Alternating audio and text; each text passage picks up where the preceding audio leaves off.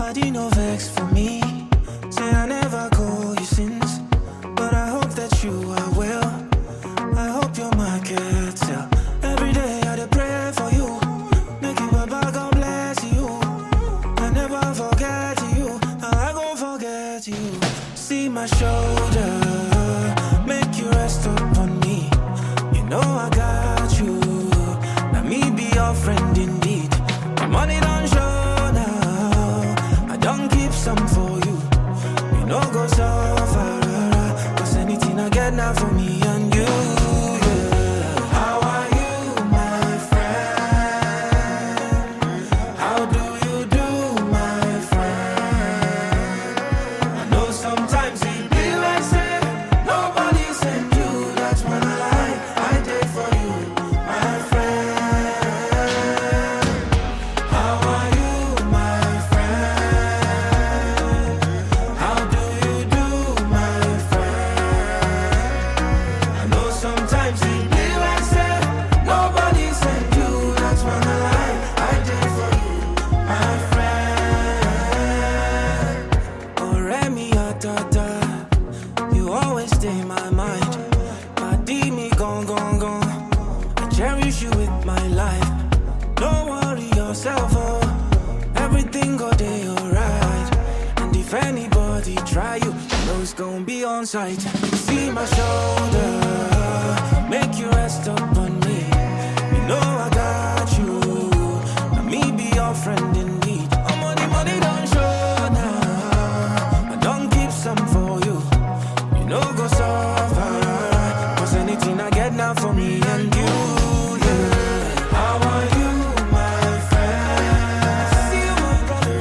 How do you do, my friend? See you, my sister. I know sometimes it be like say nobody sent you. That's when I did for you, my friend. And of course, we did for you right here on the Super Morning Show on Joy 99.7 FM. How you doing this morning? You getting ready for work? On your way to work? Or like us, you're currently at work? Well, wherever you are listening to us this morning, thank you so much for choosing us. Thank you for deciding to be part of the solutions and not just those who complain. After all, like I've always indicated, yes, it's important to discuss the problems, but it's also more important to solve the problems. And that's what we do on the Super Morning Show on Joy 99.7 FM. And just by way of, weather this morning, the 9th day of July 2026, we're expecting rains in Accra. There's a 30% chance of rain in Accra this morning with temperatures at 25 degrees Celsius. And then in the afternoon, we're also expecting a 30% chance of rain with temperatures rising to 30 degrees Celsius. And then in the evening, it will be cloudy with temperatures at 26 degrees Celsius. So as you step out this morning, note that there's a 30% chance of rain in Accra.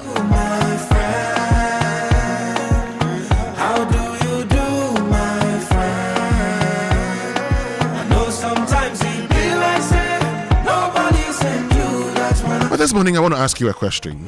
I want to ask you a very simple question. Is your waste bin full? Has it been collected? If no, have you reported it to, the assembly or company responsible? What's the company responsible telling you? Do you have Aboboya operators collecting waste in your neighborhood? And what's that experience so far? On your route to work, school, is that route littered with rubbish or uncollected waste? Share them with us here on the Super Morning Show. Because wherever you are this morning in Ghana, tell us your filth situation. Use the hashtag MyFilthReport. Join the discussion on Joy 99.7 FM. Let's gather and let's fix the challenge. My name is Winston Amoah. Anything I get now for me and you. How are you, my friend? See you, my brother. How do you do, my And so this morning, yes, our focus still on ensuring that we have improved sanitation in this country, because tomorrow, the 10th, we're cleaning Accra. But I guess we've always asked, and then what happens next? But you know, we are because you are, and since you are, we are. But I hope that you are well. I hope you're mine. So many of you have complained about the traffic situation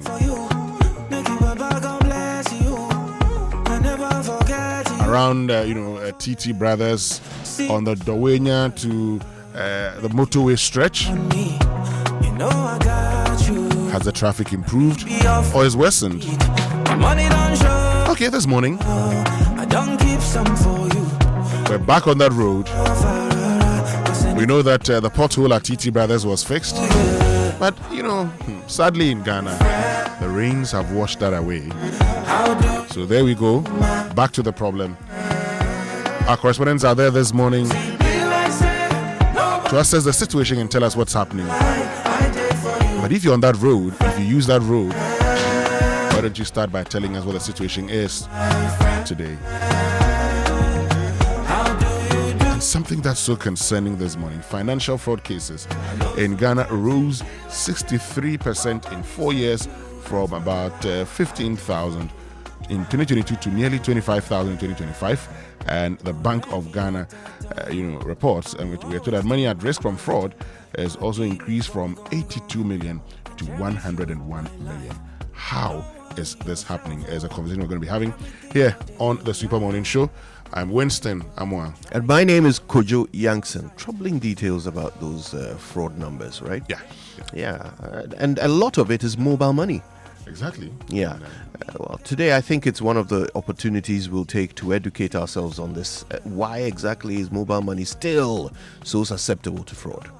Exactly. Coming up now is the news at 6 with Mami AC Nyamicha Thompson. As always, we do the show with you. Get on to X, use the hashtag JoySMS, then on WhatsApp 055-1111-997. Anything I get now for me and you. How are you, my friend? How do you do, my friend? I know sometimes it be like say nobody sent you. That's when I did for you, my friend. How are you, my friend? How do you do, my friend? I know sometimes it be like say nobody sent you. That's when I did for you, my friend. Oh, Remy, tata, you always stay in my mind. Body me gone. I cherish you with my life. Don't worry yourself, oh, everything go day alright. Joy 99.7 FM. You know it's gonna be on site. See my shoulder.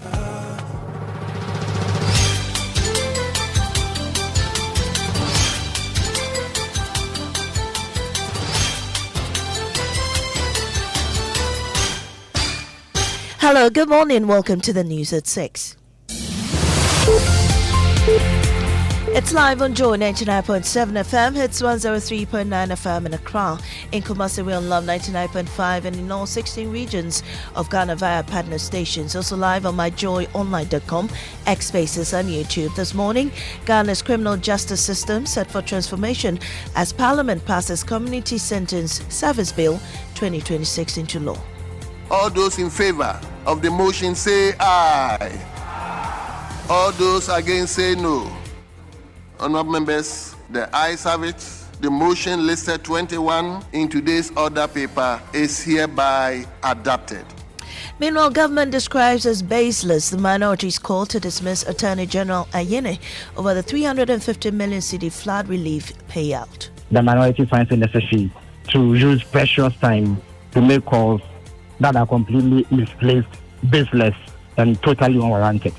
In business, energy analyst Benjamin Insia downplays impact of Middle East conflict on fuel prices locally as crude oil reaches almost $80 a barrel. We've got details on the Joy Business Report. And government confirms readiness for 2-day nationwide cleanup exercise as it engages MMDCs and stakeholders to ensure full participation. Yes, we are very much prepared. This is a presidential declaration, and the ministry, for that matter, has taken it in good faith. These and more with me, Mamisi Nyamiche Thompson. Stay. Let's get into the details now. The criminal justice system gets a boost after Parliament passed the Community Service Bill 2026 on Wednesday, promoting community service as an alternative to custodial sentencing for offenders. The bill was presented to Parliament by the Interior Minister, Mubarak Mohammed Montaka, in line with Article 106(1) of the 1992 Constitution. Here's a News Desk report by Collins Frimpong. All those in favor of the motion say aye. All those against say no. Honourable members, the ayes have it. The motion listed 21 in today's order paper is hereby adopted. The passage of the bill marks a major reform of Ghana's criminal justice system aimed at reducing pressure on overcrowded prisons and promoting rehabilitation. However, community service sentences will not take immediate effect even after presidential assent. The bill first establishes a community service secretariat which will develop the modalities and framework for implementing the program. Once operational, courts will be able to impose community service as an alternative to imprisonment for certain less serious offences, requiring eligible offenders to undertake unpaid work that benefits the states. The bill, now passed by Parliament, will be presented to the President for assent. For Joy News, Collins Frimpong. While still in Parliament, the minority and majority split heads over the passage of the controversial Tribunals Bill 2026. The bill, since its introduction, has attracted fierce criticism from the minority, especially who cite the excesses of the PNDC days as basis for rejecting it.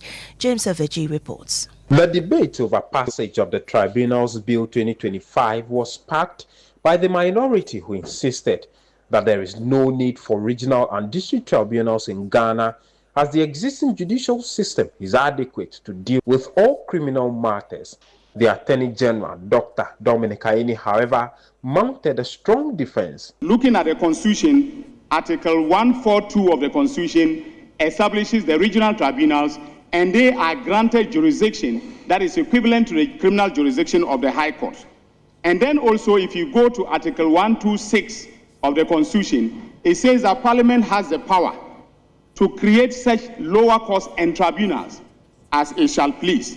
And so, Mr. Speaker, there's a textual basis for the establishment of the tribunals to supplement the work of the current judiciary. But Member of Parliament for Damongo, Samuel Abujinapo, cited the excesses of the PNDC days as basis for rejecting the bill. We do not want regional tribunals. They bring about bad memories, scary memories, and bad dreams and intimidation in our country. Well, still in Parliament, government has rejected the minority's demand for the dismissal of Attorney General Dominic Ayine over the 350 million Ghana cedi flood relief payout, describing the allegations as baseless. The minority claims government violated a court injunction by releasing funds from the contingency fund and is questioning the source of the money, insisting the AG and other officials must answer before Parliament. Before we hear from government, here is First Deputy Minority Leader Patricia Priji. As principal legal advisor, when the moment came to counsel lawfulness, should he fail to do the honorable thing, we call on the President, who swore an oath to preserve, protect, and defend this Constitution, to relieve him of office without delay. The minority accordingly demands, first, the Attorney General and the Minister for Finance appear before Parliament without delay. The minority further serves notice. Should candid answers not be forthcoming, we shall pursue every parliamentary and legal avenue for a full-scale parliamentary inquiry. But the majority insists the minority's claims are without merit. Here's Minister for Government Communications and NDC MP Felix Kwachifosu. The minority finds it necessary to use precious time to make calls that are completely misplaced, baseless, and totally unwarranted. And I think that same must be dismissed. First of all, no wrongdoing has been occasioned whatsoever. There's what we first call the contingency vote, which is part of the money that Parliament appropriated. And then there's what we call the contingency fund. To touch the contingency vote, the finance minister does not need Parliament's approval again after appropriations have been passed. Now, the local government ministry says preparations are complete for the president's 2-day nationwide cleanup exercise following the floods that have claimed 35 lives. The ministry says it has mobilized MMDCs, assemblies, volunteers and other stakeholders to ensure a successful one. Prince Boache is head of public relations for the ministry. Yes, we are very much prepared. This is a presidential declaration, and the ministry, for that matter, has taken it in good faith. It is for that reason that Zoom Lion and other waste management companies are telling you that they are ready. They are ready because we, as a ministry, we have engaged them. We have also engaged the various MMDCs. We are really hoping that Ghanaians will turn out in their numbers. So in the long term, we are working to ensure that we get adequate landfill sites. Meanwhile, President John Mahama says the government is making every effort to minimize the impact of flooding, stressing that while floods can be managed, they cannot be completely eliminated because they are natural disasters. He made the remarks during a National Security Council meeting on Wednesday, where the recent flooding that occurred on June 29 was discussed. We might not be able to completely eliminate flooding because it's a natural disaster that happens not only in our part of the world, it happens in other areas. But we can minimize it and make its effect less disastrous like what happened. In this particular case, all countries from Gabon to Cote d'Ivoire reported flooding and some loss of lives, some much higher than us. Well, government says the success of Ghana's public and civil service should be solely measured by the experiences of citizens who rely on public services rather than by policies, projects and institutional performance. Vice President J. Nano Pokuajiman made the remarks at the Citizens Experience book launch authored by Chief of Staff Julius Debra and Marketing Guru Professor Ebo Hinson. Namoko reports. The publication, co-authored by the Chief of Staff Julius K. Deborah and Professor Robert E. Hinson of the University of Ghana Business School, seeks to reshape how public institutions deliver services. Delivering a speech at the launch, Vice President Professor Nana Jane Opoku-Agyeman said the true measure of government is not how institutions assess themselves, but how citizens experience the services they provide. This book argues that the repeated experiences of citizens and institutions become the true face of Ghana's public service. Adding up, Chief of Staff Julius K. Deborah says public trust is built through everyday interactions between citizens and public institutions. One of the central arguments of the book is that citizens' experience is the new social contract. In a democracy, legitimacy is not secured only at the ballot box. Now more course report read to you. And that's how we end this morning's bulletin here on Joy 99.7 FM. Up next is business on the Super Morning Show. Do stay.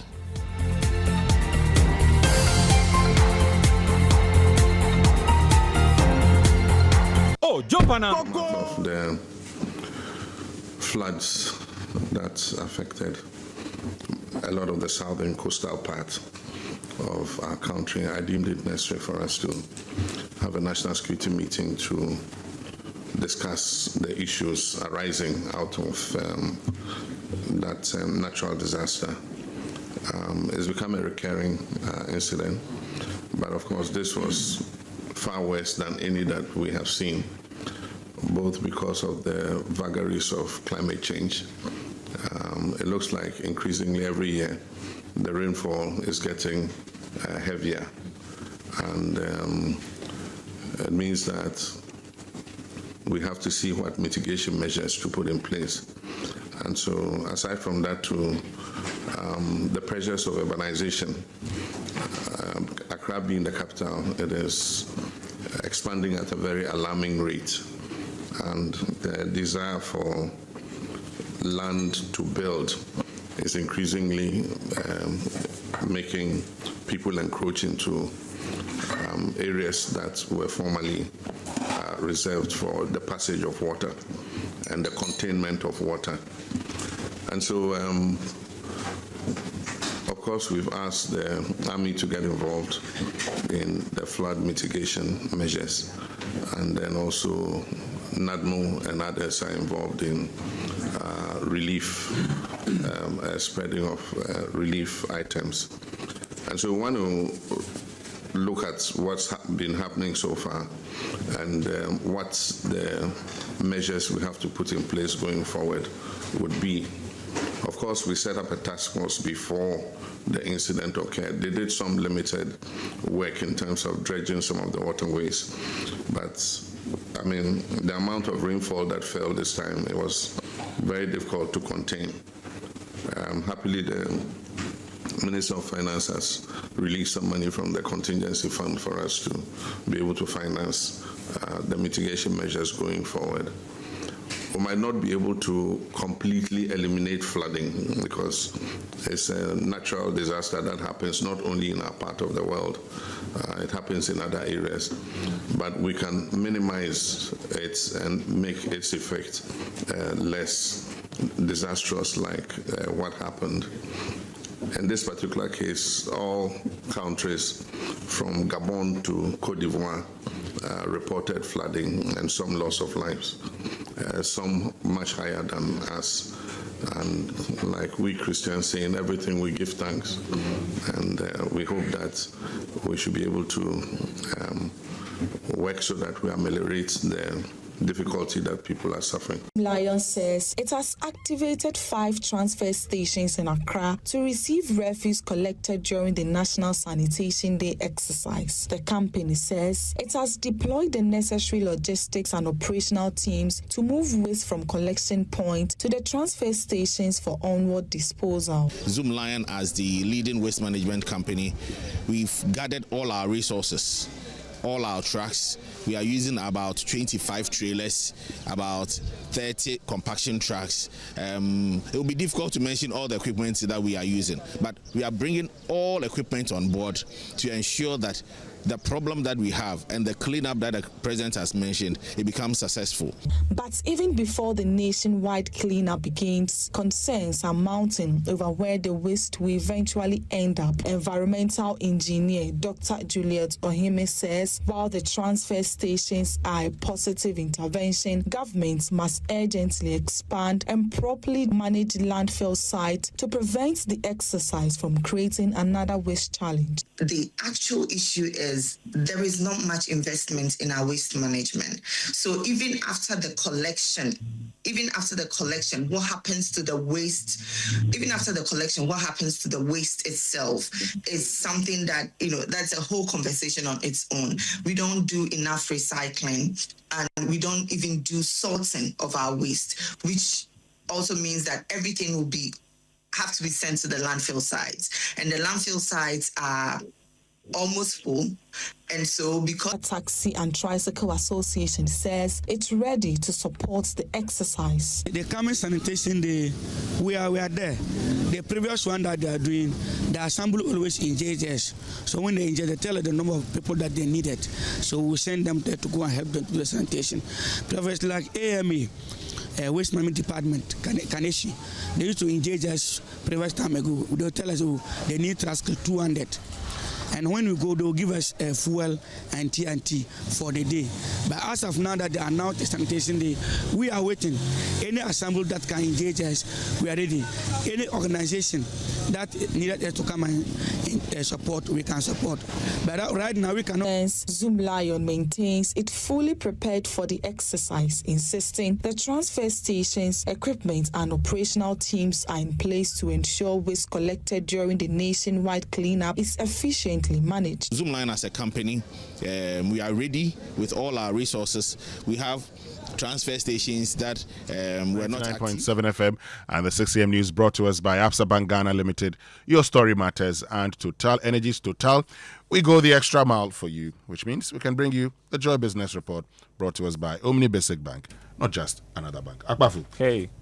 Good morning. Good morning. How you doing, man? I'm great. You? Oh, as you can see, God is still taking very good care of His children. So we're fine. And it's Friday Eve. You call it Friday Eve. Thanks for the reminder. Thanks for the reminder. It feels good that but these days, over the weekend I'm home and trying to exercise a little bit, but it's not easy. Good. We'll see what the weekend brings. But Darrell, I'm concerned about fraud in the financial sector. Okay, the fact that in 2025, payment service providers recorded some 24,000 fraud cases, up from the 15,673 in 2024. And this represents a 54% rise. 54%? Yes, in fraud cases when it comes to the payment service providers. Okay, the banks appear to be getting safer. Fraud cases in the banking sector fell from 716 in 2024 to 472 in 2025, a decline of 34%. And the value at risk to banks also fell from 75 million to 57 million, representing a 24% reduction. But the question is, when it comes to the payment service providers, what's causing this? And how do we ensure that we are not victims? As a conversation we're going to be having here on the Super Morning Show. Okay, it's a very, very important conversation to have. But also this morning, we're interested in your filth situation. So is your waste bin full? My waste bin is full. Okay, has the company or come to collect it? Not yet. Is that what the situation is all the time? I don't know. No, not all the time. But I guess after the rains, it's become difficult. I don't know, for some reason we don't get them come by to pick the rubbish. Okay. Yeah. Have you complained? Well, the truth is, we rely on the services of the Amoah. So you rely on the service of Amoah, which means that in your place, don't tell me exactly where you live, but tell me the district within which you live, and we'll find out whether the district has actually done the zoning and assigned waste management companies to collect waste. It's very, very important. Yeah, I could tell you where I live. I live in the Udome area, so I mean, that's been the case for days now, and it's getting full, so we are getting quite worried. Okay, well, we're going to get into that here on the Super Morning Show. Share with us your filth report, okay, and then we would draw the attention of the assemblies and make sure the right things are done. Also, we'll be getting to the Dowenya Temamoto Way stretch of road. Because the last time we spoke about it, the contractor went to fix the pothole that was causing traffic at TT Brothers Junction. We're told that pothole has been that fixing has been washed away by the rains, and so, cost 90. We are back to where we were. We'll get there and find out how that is impacting commuters. But which means we can get into the trumpet this morning, Darrell. Who gets the trumpet? I mean, the World Cup is still on Joy Prime. Is it today Morocco is playing? Yes, Morocco takes on France today. We throw our weight behind Morocco. The only African team standing, isn't it? I'm not sure. I'm not sure I'm throwing my weight behind Morocco. Oh, why not? No. Well, I know people have a dislike for Morocco after the Morocco-Senegal thing. No. I just like France, Oh, come on. I just like our other African brothers. Because they have black players. That's on a lighter note. Other African it's brothers. still Africa playing against Africa. Well, no, it's France, Morocco. But I let whoever wins win. So who gets the trumpet? Oh, Morocco. Okay, so to Morocco we say trumpet.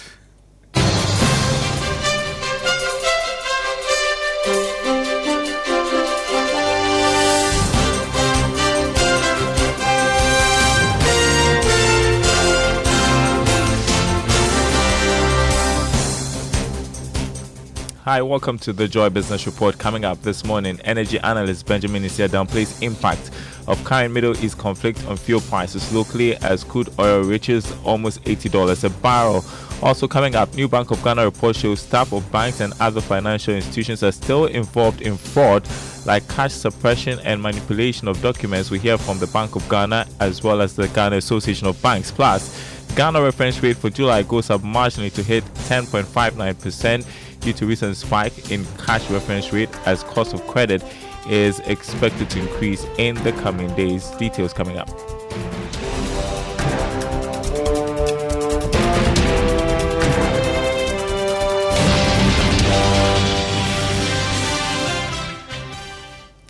My name is Daryl Kwao. Thanks for being with us this morning. Hello to our friends listening from Kof Radio on KTU Radio. Energy analyst Benjamin Insia is downplaying the impact of the Middle East conflict and rising crude oil prices at the pumps locally, at least for now.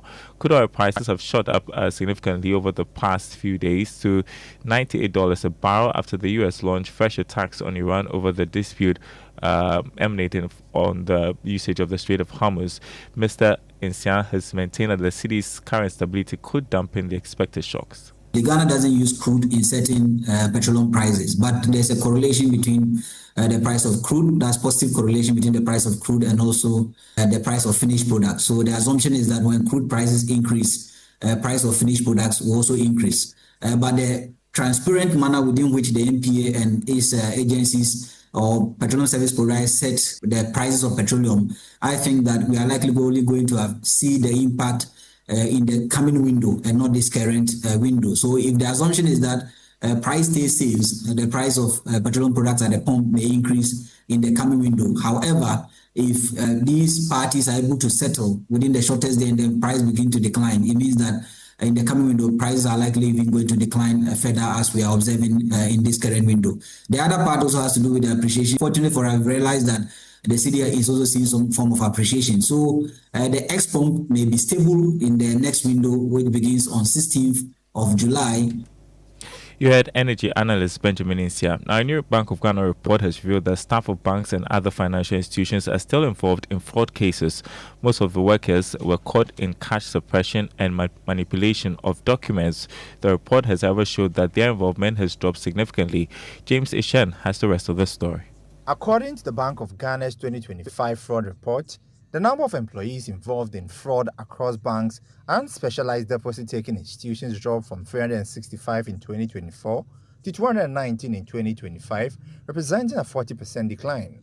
Of the 219 staff implicated in fraud, 139 cases representing 63% were linked to cash theft and cash suppression, down from 75% recorded the previous year.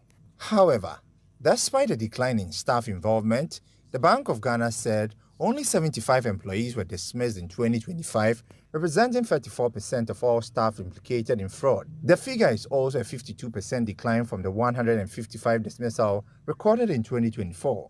Meanwhile, the Bank of Ghana fraud report says rural and community banks continue to bear the brunt of cash suppression cases within Ghana's specialized deposit-taking institution sector in 2025, despite an overall decline in fraud. James Ishen with that report. Meanwhile, the Bank of Ghana has indicated it will not hesitate to sanction any financial institution over failure to take drastic measures aimed at minimizing fraud cases. Eric Kabio is head of fraud investigation and reporting at the Bank of Ghana. We continue to engage our regulated institutions and we continue to also embark on some level of sensitization or what we call fraud awareness campaigns so that we'll get all the staff involved and then we'll try to create that awareness so that the staff themselves will be aware of these fraudulent activities and for they themselves not to get themselves involved in fraudulent activities. What we do is periodic investigations, and once we do these investigations and we find any bank to be culpable of weak internal controls, we recommend the appropriate sanctions to be meted out to these institutions. Meantime, the Ghana Association of Banks is insisting that the decline in the reported cases shows that they are committed to dealing with the issue. John Amoah is Chief Executive of the Association of Banks. The data points are instructive because the declining trend happened on the back of reported increase in transaction volumes within the banking industry. We are not relenting, given these positive developments in the fight against fraud because of the positive movement. We believe that one fraud anywhere in the financial services sector is an enemy everywhere. So we will continue to work with all the other players in the ecosystem, be they the SDIs, the PSPs, and the other fintechs, so that together we forge a great war against financial fraud in the country, and we come out successful, and we get our customers and the financial services consuming public aligned in a fight against fraud. John Amoah, Chief Executive of the Ghana Association of Banks. Now, an increase in the cash reserve ratio for banks has impacted badly on cost of credit. This is because the July Ghana reference rate has gone up marginally to hit 10.59%. Here's more in the following Business Desk report. In June this year, The Ghana reference rate, which often guides the setting of interest rates by commercial banks, stood at 10.02%. However, fast forward to this month, July, and it went up marginally to 10.59%. Based on data picked up from the banking industry, the spike can be linked to increase in the 91-day Treasury bills rate as well as the Ghana reference rate to about 20% from the previous 15%. The Ghana reference rate has been dropping since April this year, giving some strong indications that we were on that path to single-digit interest rate. However, based on this development and the fact that the policy rate could go up because of fresh developments in the Middle East, there are indeed fears that the cost of even servicing the current loan with your bank will go up, whilst new loans could also be a little bit expensive for some businesses and individuals out there.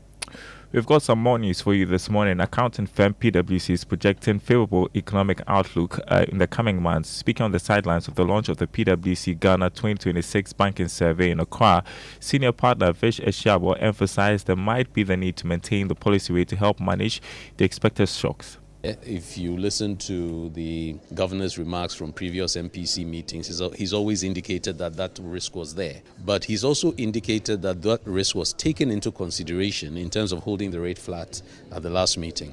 So in terms of the MPC, we wouldn't be surprised if the rate is continued, if the rate continues to hold, because the risk of inflation increases had already been factored into the decision that was made the last time to hold the rate. Senior partner at PwC Ghana, Vish Eshiabo.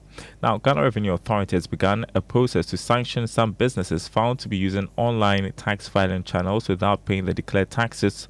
Accra Area Manager of Compliance and Enforcement for the GRA, Joseph Anand, disclosed this to journalists in Ada after taking action against Electrochem Ghana for failing to pay taxes amounting to 8.6 million cedis. When we went online, where taxpayers sit in the comfort of their homes and then they declare. Many now declare, but they don't pay. What we call the returns without remittance. They declare so much just to avoid paying per penalty, but they don't pay. And you go, they will tell you liquidity challenges. But so this is a clear warning to admonition to all our taxpayers that please, when you declare, pay. Because we have already started. We have been visiting some of them, and some immediately pay. Not all, but something substantial, and then they come into some agreement with us. Now, when we come, you don't come and pay, and we come, we'll be forced to apply the interest. In other news, Director General of the Social Security and National Insurance Trust, Ned Kwesi Alfred Baini, says the newly launched Membership Value Program is designed to make Ghana's pension scheme more attractive by delivering value to members long before retirement. Speaking at the program in Accra, he emphasized this is also needed to grow the scheme. No, we seek to make the scheme more attractive. Attraction comes with trust. And once you create opportunities for our members or those who are not even yet part of the scheme to join us with ease, once they have assurance that their future is secured with you, and once you begin providing value addition that creates immediate value today, it makes the scheme attractive, and that is the end goal. You heard Director General of SNIT, Kwesi Alfred Baini. Before we go and look at the markets, crude oil going for $79 a barrel. Gold dropped marginally to reach $4,076 an ounce. Cocoa has seen some significant leap in prices, trading today at $6,000 a ton. Good news for Ghana's economy and for cocoa farmers. On the currency market, the dollar going for 11 cedis 55 pesos. That's what some major commercial banks are offering their clients. The euro going for 13 cedis 20 pesos. The British pound 15 cedis 28 pesos. The forex bureaus quoting the dollar 12 cedis 20 pesos. More news on our website myjoyonline.com/business. My name is Daryl Kwao. Thanks for listening. The Super Morning Show continues with Winston and the team. Manuel is listening. Says he loves the jingle we play, the Super Morning Show jingle.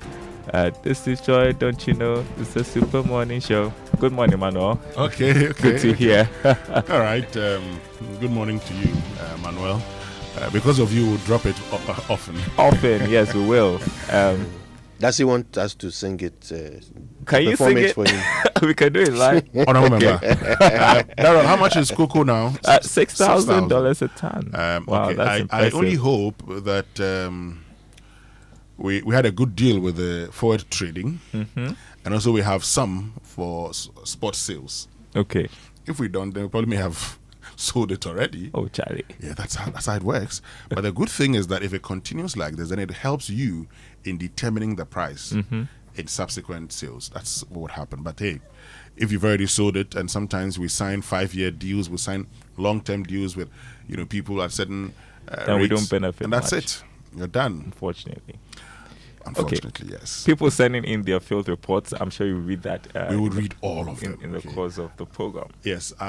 Inspirational song, Overflow, Transformation Worship. Let's enjoy it. The stars are it's your breath that fills our lungs. So here's my life.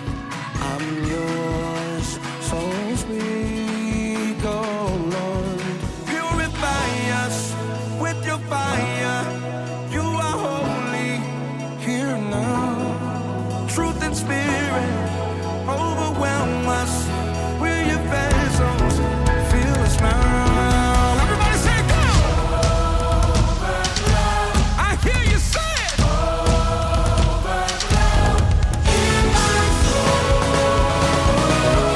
Sounds so good.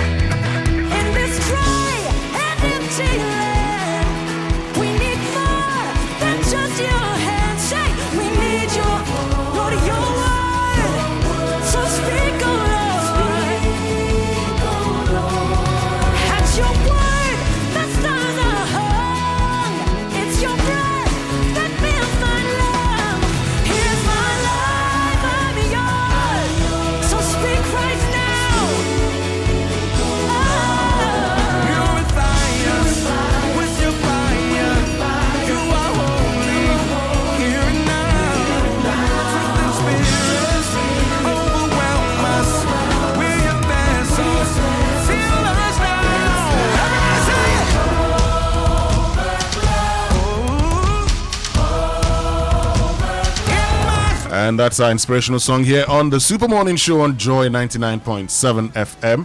And George Riafe is joining us for the news review. El Giorgio. Hi, Mr. Winston. Good morning. Good morning. I like your African print kind of shirt. You hardly go this way in terms of dressing. So they call that a tribal print. And I asked him that I've never seen him putting on a tie before as well. So really? I also look. I said I have not seen him. Tie. Oh, there's photographic evidence. There. There's photographic evidence. Maybe I know where the Nobo tie, but I'm just saying that if God grants us life. Yeah, life. God will always grant us life. Don't worry. During election 2020. Oh, I'm not talking about elections. Oh, wait. You say you've not seen me. I'm giving you Listen, the time. I didn't say you don't put on a tie. I said I've not seen you. Listen, George. I'm only saying that if God gives us life, God will give us life. During the coverage of election 2028, the time that I come on air, I would send you, the time that I'll be on air, Kojo, so that he can come and see me in a tie. I want to. Have I said something wrong? You just come and see me. You want to see me in a tie? Don't be so. So that day, I'll put on a tie. Then I'll draw your attention. He was asking me earlier that, so even if you are invited to MC a program that you have to be in tie, I won't go.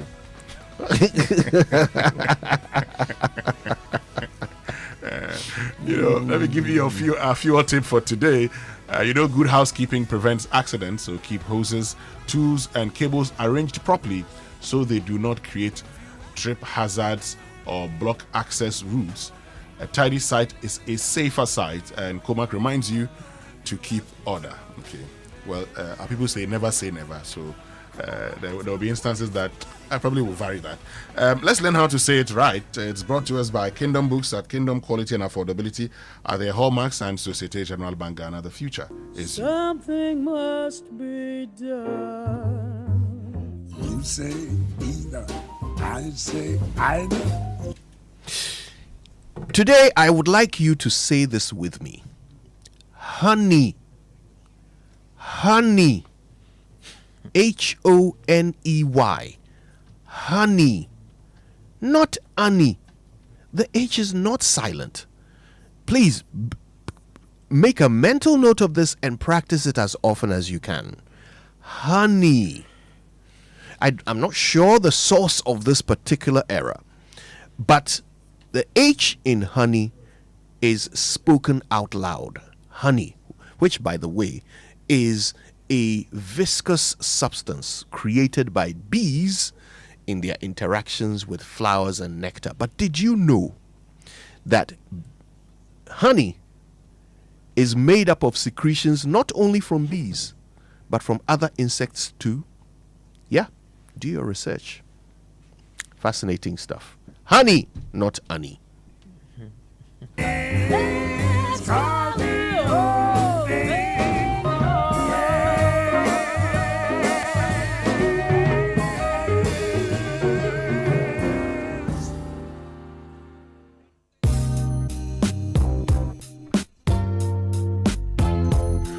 Okay, so that's how you say it, right?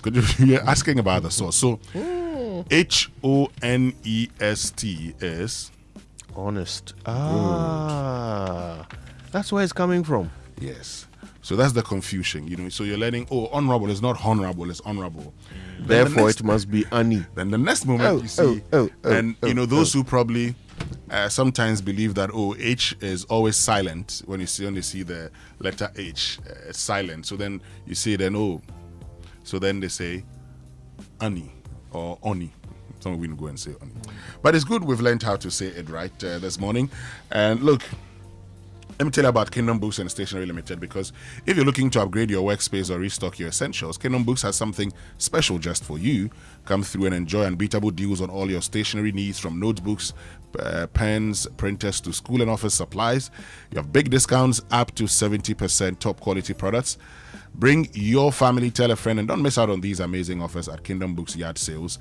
Visit Kingdom Books office at Osu from 9 a.m. to 5 p.m. daily. Kingdom Books Yard Sales. Shop smart, save big. For inquiries, call them on 0501 401050 or 0244 311 955. Look, SG Ghana is doing something unique. The Mega Loans promo. So all you have to do from now till the end of July is to apply and enjoy big loans at small rates. Okay, very low rates and a fast, hassle-free process that helps you to get moving sooner. The good thing is that, look, if you have a loan somewhere and you got the loan at maybe say 30%, go and refinance that loan, okay, and get it at a very cheaper rate. It's the best thing you can do around this time. So visit any SG Ghana branch near you or call 0302 214 314 for more details about the SG Ghana Mega Loans promo today. Terms and conditions apply. Societe Generale Ghana, the future is you. And time now for us to get into the newspaper review. Is brought to us by Syntex Tank, Air Strong, Air Tough, Kel Charcoal Toothpaste, Happy Smile, and Star Oil, quality and affordable fuel for all. George. Let's start with the Observe, and the lead story here says audit flags NLA's 400,000 Ghana cedis my news GH contract. Is it is it Have Hohoi Road contractor? Have Hohoi Road contractor given 2 months to achieve 20% progress or face termination, and Mahama's government reviewing flood mitigation measures, assessing more intervention.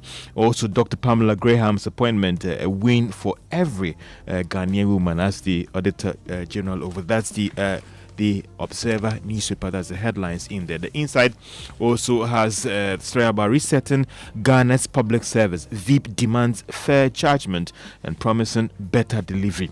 And Ghana's creative future gets a boost as Dr. Forisapon becomes the Unimark first chancellor over there. And 506 Feed Ghana brigades pass out to drive agricultural transformation. And also another story in there that Senator unveils the MVP initiative aimed at offering some enhanced benefits to those who are contributing to the scheme and pensioners as well. These are the stories in the Insight and the Observer. Now, the Daily Guide for today says, name prosecute officials, government officials in 208 million Aussie meth bust in Team Kojo. He's been talking about the officials who should be named and prosecuted. Unimac Chancellor Fori Sapong to strengthen academia industry ties. Okay. 350 million contingency fund release. Minority calls for AG's resignation. And NPP set September 19 for new executive election. Hanan ready to remain in custody until court rules. That's according to Dami. And this bit about, beg your pardon, academia industry ties. I get it. And but I'll say something. As one who studied journalism, okay, sometimes what you learn on the field, no matter how you are trained in the classroom, you never get it. So we can design the curriculum, everything, but when you go out there during internship, okay, and in my case, I specialized in print journalism. We produced a newspaper and we acted in all the roles. But when you get out there onto the field, real life, it's a totally different situation. I suppose you're right, and that's probably why there is a need for stronger ties between academia and industry. That the academic process has to involve as much industrial experience as possible, so that the people who come out at the other end are actually useful to the industry. Because, like you said, there is such a vast difference between what you experience in the lecture theater and what you experience on the job. So there has to be some marriage. Something has to happen for the two to intersect. Exactly, and you know why I was happy. I've always been happy with the polytechnic system, where the attachment was supposed to enable students get hands-on experience. That is very, very important, because apart from that, we can teach you everything in the classroom. If you don't go out there to experience it, you still don't learn anything. You don't learn anything. The on-ground experience is different. What we learned in the economics class when it comes to inflation and what we are experiencing even reporting is different. When it comes to financial accounts, when it comes to auditing and all those things, and when it comes to reporting on some of these things, it is always a different thing. So the on-ground, the education is very good, but always the on-ground experience and even telling the story, letting people appreciate the difference when you're talking about GDP deflator, and how to explain that to the Ghanaians or listeners to appreciate that. Okay. It's a different thing altogether. Let's go online. The online news review brought to us by Zenith Bank in your best interest. But I want you to give your business the competitive edge it deserves at the Dawa Industrial Zone, a world-class industrial park spread across over 2,000 acres of prime industrial land with modern infrastructure, strategic connectivity, and a thriving ecosystem of manufacturers, heavy industries, automotive industries, textile production businesses, logistics companies, and food and agro-processing enterprises within a well-segmented industrial zone. The Dawa Industrial Zone is the ideal destination for growth and expansion. Position your business for success in one of West Africa's fastest growing industrial hubs. Call 055-204-0000 today or visit diz-ghana.com. Dawa Industrial Zone, where industry thrives. But Ghana, I'm sure by now you know the secret to real water storage. It's simple. If your tank doesn't have the tortoise on it, then you know it's not the correct tank. The tortoise tank, Syntex tank, is a champion of water tanks. It's strong and durable and built to handle a Ghanaian weather. So rain or shine, Syntex tank has your back. So my people, go outside and check your tank. Like my son asked me, Daddy, does our water tank have the tortoise on it? And if it doesn't have the tortoise on it, then you know it's time to upgrade. Join the Syntex tank family today and enjoy water storage that's tough like a tortoise. Call 0244-335-168 to buy now, or find one of our 400 agents nationwide. You can also shop online at syntexgh.com. Syntex tank air strong, tough. Okay, let's go online first, before we get into the details of the stories. And let me start off with myjoyonline.com this morning. Let's find out, stories that are making headlines on myjoyonline.com. And it's been tough. Operado says government needed 18 months to youth job crisis. Okay. So they understand it now. That's the expectation. I think so. They understand it now. It says they needed that to understand. So once they needed that, it means they understand it now. Youth Ministry found fragmented government programs holding back jobs. Okay. And minority demands Ayena's removal over alleged breach in 350 million flood fund disbursement. And staff fraud in banks, SDIs, dropped by 40% in 2025. Now, let me just share with you the minority's bit about Ayene's resignation. So, the minority in Parliament is demanding the immediate dismissal of the Attorney General and Minister of Justice, Dominic Ayine, what it describes as his role in the alleged unlawful disbursement of 350 million to support flood victims. According to the caucus, the money was approved by Parliament to be withdrawn from the contingency fund to support relief and mitigation efforts following recent floods. However, the minority says the disbursement may have breached both a court order and Ghana's public finance laws because the contingency fund was under attachment at the time. The caucus said if the fund could not legally be assessed because of the ongoing garnishee proceedings, then either the Bank of Ghana allowed a withdrawal in defiance of a court order, or the money was taken from another public account without parliamentary approval. Okay. Addressing journalists in Parliament, Deputy Minority Leader Patricia Piaget said the circumstances surrounding the release of the money point to possible constitutional and legal violations. And the unavoidable question, therefore, is how did the money move? She asks. So, has there been a response? I haven't heard of that response yet. I'm very keen to hear it.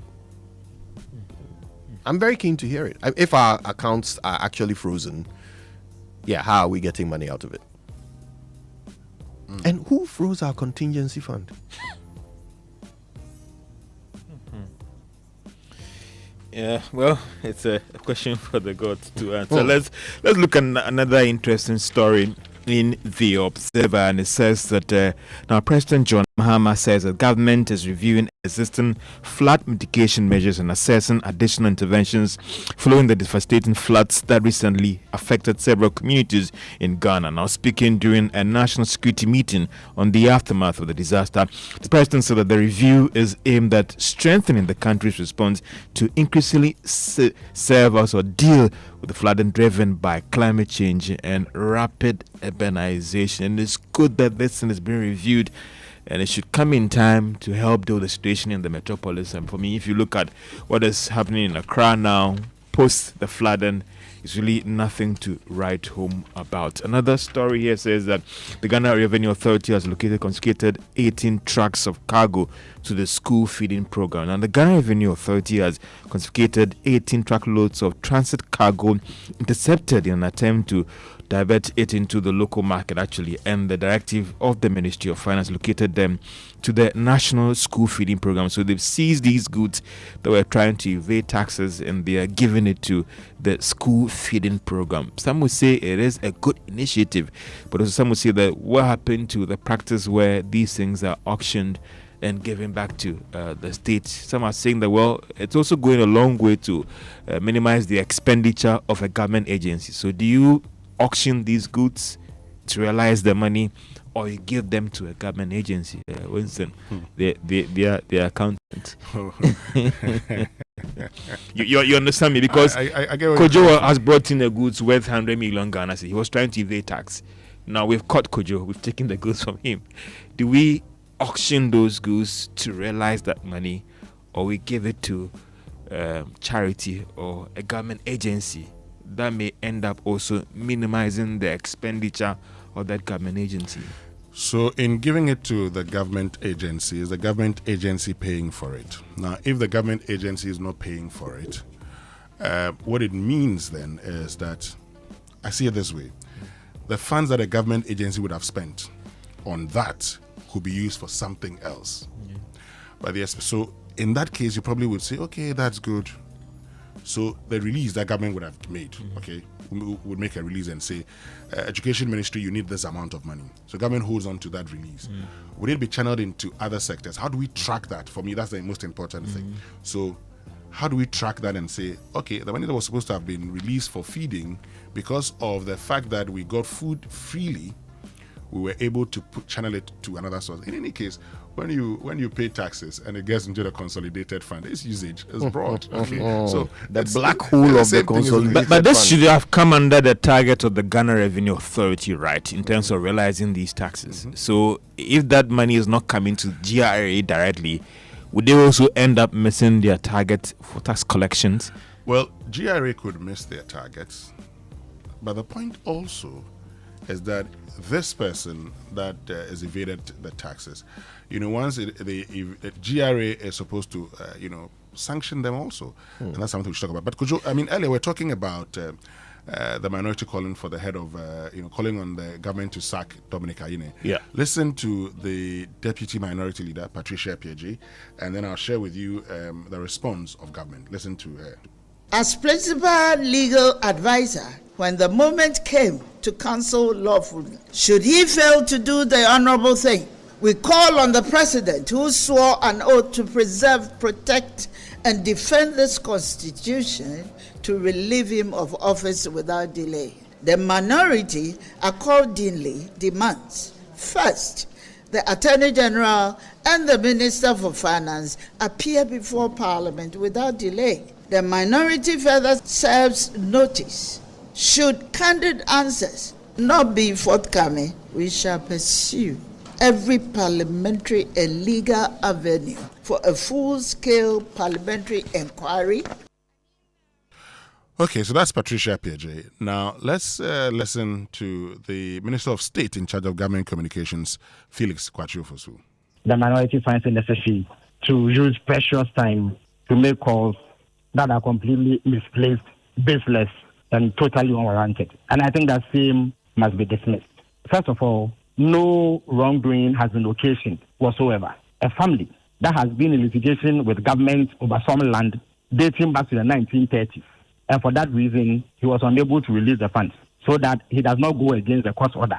The Attorney General proffered an opinion, which is in the public domain. The Attorney General only proffered an opinion, which he is entitled to do. It does not offend the laws of Ghana in any way, shape, or form. Eventually, it was decided that the court order be respected so that government does not touch the money in the contingency fund. So the finance minister, in view of the fact that we were facing a disaster, and therefore one could not wait for processes to be initiated to set aside the Ghanaian order, explored other options. There's what we first call the contingency vote, which is part of the money that Parliament appropriated. And then there's what we call the contingency fund. To touch the contingency vote, the finance minister does not need Parliament's approval again after appropriations have been passed. Okay, so that's Felix Kwachiofosu in explaining that the minister did not use the contingency fund. So there's a Ghanishi order. What they used was the contingency vote. And he says that the Ghanishi order is as a result of a land dispute? Yes. Wow. The court can make such an order.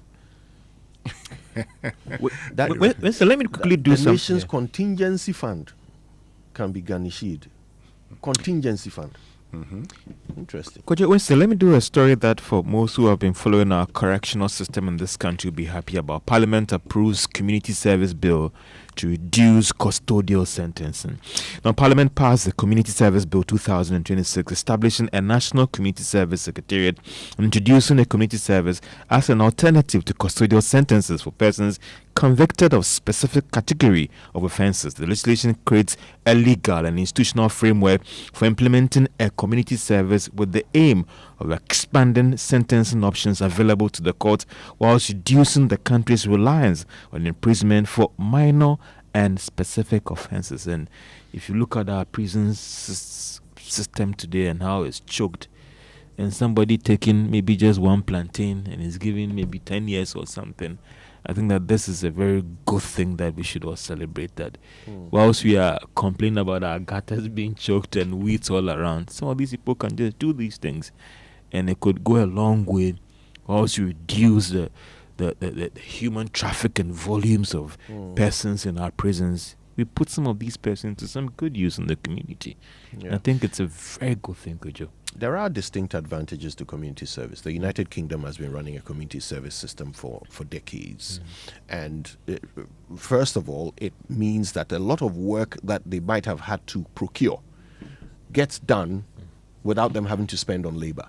Okay, so people who have committed traffic offenses and so forth that that alternatively could have ended up locked up in jail and fed by the state would rather every day for a period of time report to a work site and work, whether it's painting or fixing fences or whatever, and do work that the state might have had to pay a contractor to do, right? Now, it means that these people, in addition to, actually facing some sort of punitive sanction, they are also learning a skill, which might make them more useful in society later on. But there is a disadvantage, there's a downside. A shocking proportion of reoffenders actually report that they met up with the accomplices that they worked together with on their second and third offenses during community service. Interesting. So people who may have not been originally, hardened criminals, maybe they just jumped a traffic light or did something that earned them community service, then met up with people who are repeat offenders, hardened criminals, made friends while they were building fences and painting walls, and then commissioned further crimes. So there has to be some additional rehabilitation exercises built into the community service so that it doesn't become a breeding ground for hardened criminals. Could you let me share my personal experience or an example where once I did a U-turn and I didn't see the road sign and the policeman called me. Imagine just processing me for court. Yes. Just because I did a U-turn, I didn't see the road sign. Well, she can maybe tell me that, listen, go and help to direct traffic at Okunglo or something. Or go and clear a gutter for the next 1 week. So, interesting how that really helped with the correction or not. Don't go and direct traffic. You can't read the traffic signs. You're going to direct traffic. Don't go and direct traffic. You probably should go and desilt gutters. Sometimes the good thing is that I know that Winston lives at this leg on. I'll let him go and do that this leg. Everybody will see you. Yeah. Let's ask the audience what they think about it. It's an innovative addition to our penal system. What do you think? Do you think it's positive? Do you think it will work? Are you worried about any potential fallout from this? Tell us what you think. You know how to do it. On WhatsApp, we are on 055 1111 997. You can also post on X and use the hashtag JoySMS. We'll see what you're talking about and we'll share it here on the show.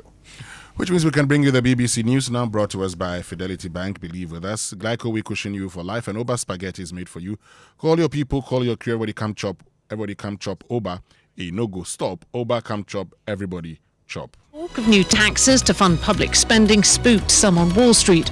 More than 6 months in, has he found a balance? This is the BBC World Service, the world's radio station.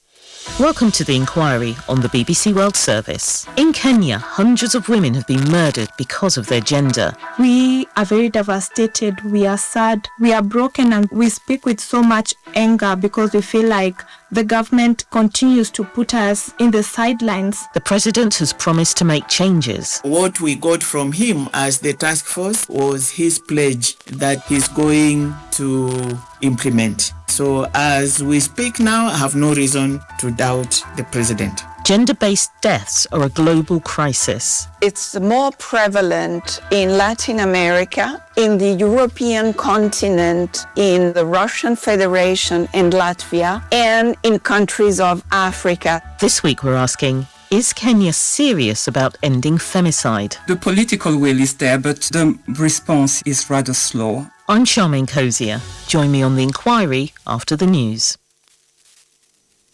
BBC News with Moira Alderson. The US and Iran have traded strikes for a second night. The US military says it struck some 90 military targets, some near the Strait of Hormuz, which remains a key point of contention between the two countries. Iran reported explosions in several coastal areas, including Bandar Abbas and Chabahar. Caroline Davis reports. The conflict is escalating. This is the second round of strikes in 2 days. Iran's chief negotiator Mohammad Baghir Ghalibaf posted on social media that America still hadn't learnt that bullying and breaking promises are no longer cost-free, adding, if you strike, you'll get hit. In the Gulf, explosions were reported in Bahrain's capital, Manama. Kuwait's military said they were dealing with missiles and drones, and Qatar issued a security alert. At its core, this is a reaction to who controls the Strait of Hormuz. Both sides know that if Iran controls it, they have the capacity to keep the global economy in a stranglehold. The BBC has found evidence that false and misleading claims about Ebola are fueling violence against health workers and making it harder to tackle a deadly outbreak in the Democratic Republic of Congo. Marco Silva has this report. We've identified 12 incidents where misinformation about Ebola appeared to have fueled real-world violence. 7 of them we've been able to verify using social media footage. Others have been confirmed through local news reporting. One Red Cross volunteer told us he was beaten after false rumours spread that a coffin carrying an Ebola victim was empty. We found false claims circulating both on and offline that Ebola didn't exist, and that health workers were deliberately infecting people or profiting. The Deputy Prosecutor of the International Criminal Court says it's found concrete evidence of crimes against humanity committed in Darfur during Sudan's civil war. In her first interview since the ICC launched the investigation, Nazat Shamim Khan said the paramilitary Rapid Support Forces had perpetrated atrocities in the city of Ul Junaina and Ul Fasher. The paramilitary group denied killing thousands of civilians. Bangladesh says nearly 750 people, most of them children, have died in the past 4 months from confirmed and suspected cases of measles. There are currently nearly 1,000 new cases every day, with hospitals struggling to cope. The BBC's Azadeh Mashiri visited one of the hospitals tackling the outbreak in Dhaka. We've reached the top floor of this hospital and have put our masks on because we're in a specialist measles ward. All around us, there are dozens of families with their babies. They're lying on thin blankets. Some of them are rocking their children to calm them down. Others are fanning them because it's so hot and humid.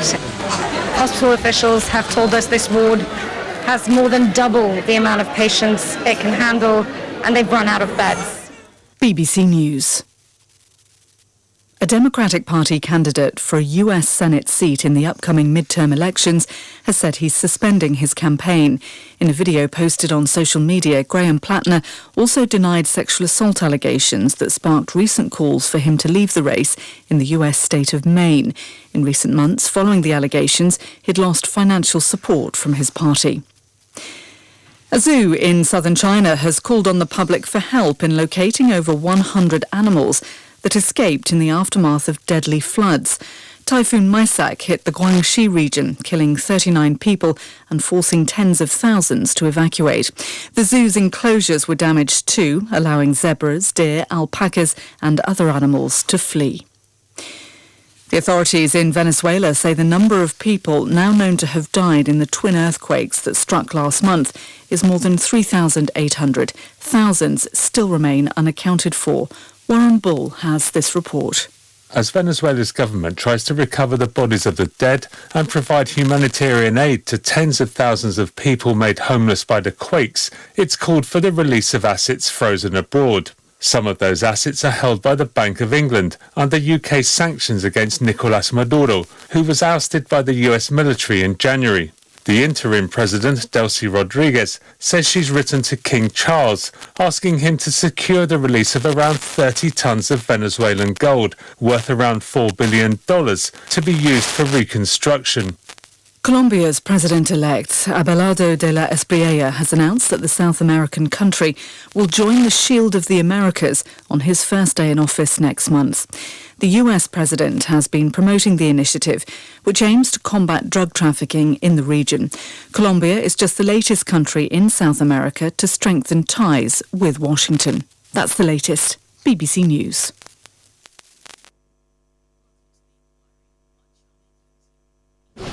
Now we have opened all 5 transfer stations, and we are using it from Friday. As the countdown to the National Sanitation Day exercise continues, the success of the nationwide cleanup may depend not only on public participation, but also on government's ability to ensure the waste collected is promptly transported and safely disposed of. For Joy News, Ramat Bashir, Accra. Consider third, Article 8.8. The Attorney General is the principal legal advisor to the government. and is responsible for the conduct of all civil proceedings against the state. His letter of 1st July 2026 is a written admission of failure on both fronts. As the officer responsible for civil proceedings against the state, he presided over litigation in which a constitutional fund of the Republic was attached, and there's no indication that the attachment was resisted or that any application was made to discharge it. As principal legal advisor, when the moment came to counsel lawfully, should he fail to do the honorable thing, we call on the President, who swore an oath to preserve, protect, and defend this Constitution, to relieve him of office without delay. The minority accordingly demands, first, the Attorney General and the Minister for Finance appear before Parliament without delay to lay before the House the garniture order, the full record of the suit that produced the judgment debt, the letter of 1st July 2026, and every correspondence exchanged among the Attorney General, the Ministry of Finance, the Comptroller and Accountant General, and the Bank of Ghana concerning the attachment, the directives, and the withdrawal. Second, that the Governor of Bank of Ghana state publicly whether the bank declined to give effect to the Attorney General's directive, from which account the 350 million cedis was in fact released, and on whose instruction. Third, the Auditor General immediately conduct a special audit of the flood response disbursement from source to destination and report to Parliament. Fourth, the Attorney General resign or be removed from office. The minority further serves notice. Should candid answers not be forthcoming, we shall pursue every parliamentary and legal avenue available to us, including motion for a full-scale parliamentary inquiry and recourse to the Supreme Court for the enforcement of the Constitution under Article 2 and 130. The Ministry of Finance subsequently announced that the 350 million cedis had been released, while the court process remained unresolved. The unavoidable question, therefore, is how did the money move? One conclusion is difficult to escape. If the contingency fund remained under attachment and could not lawfully be assessed, then the emergency disbursement could only have proceeded through another public account. In other words, when the approved source became unavailable, an alternative source appears to have been used. If that is what occurred, then Parliament was never asked to approve the alternative source, and the constitutional requirements governing withdrawals from public funds were bypassed. Yet the Ministry of Finance official statement announced without qualification that the money had been released from the contingency fund. If the funds were in fact drawn from another account, then that statement did not accurately reflect what transpired.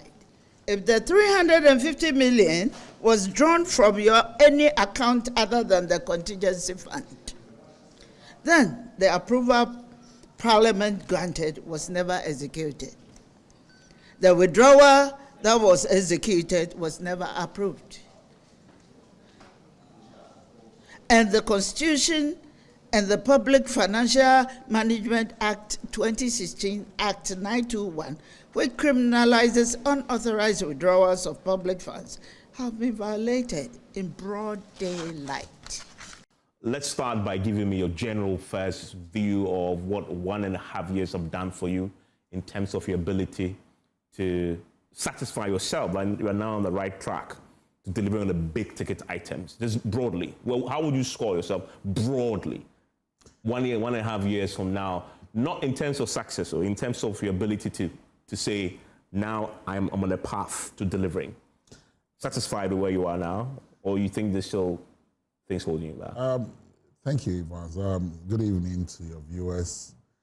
It's a very difficult question you've posed to me this evening to be able to score myself. I believe that after my term is over, Ghanaians will be the best judge of what we've been able to achieve.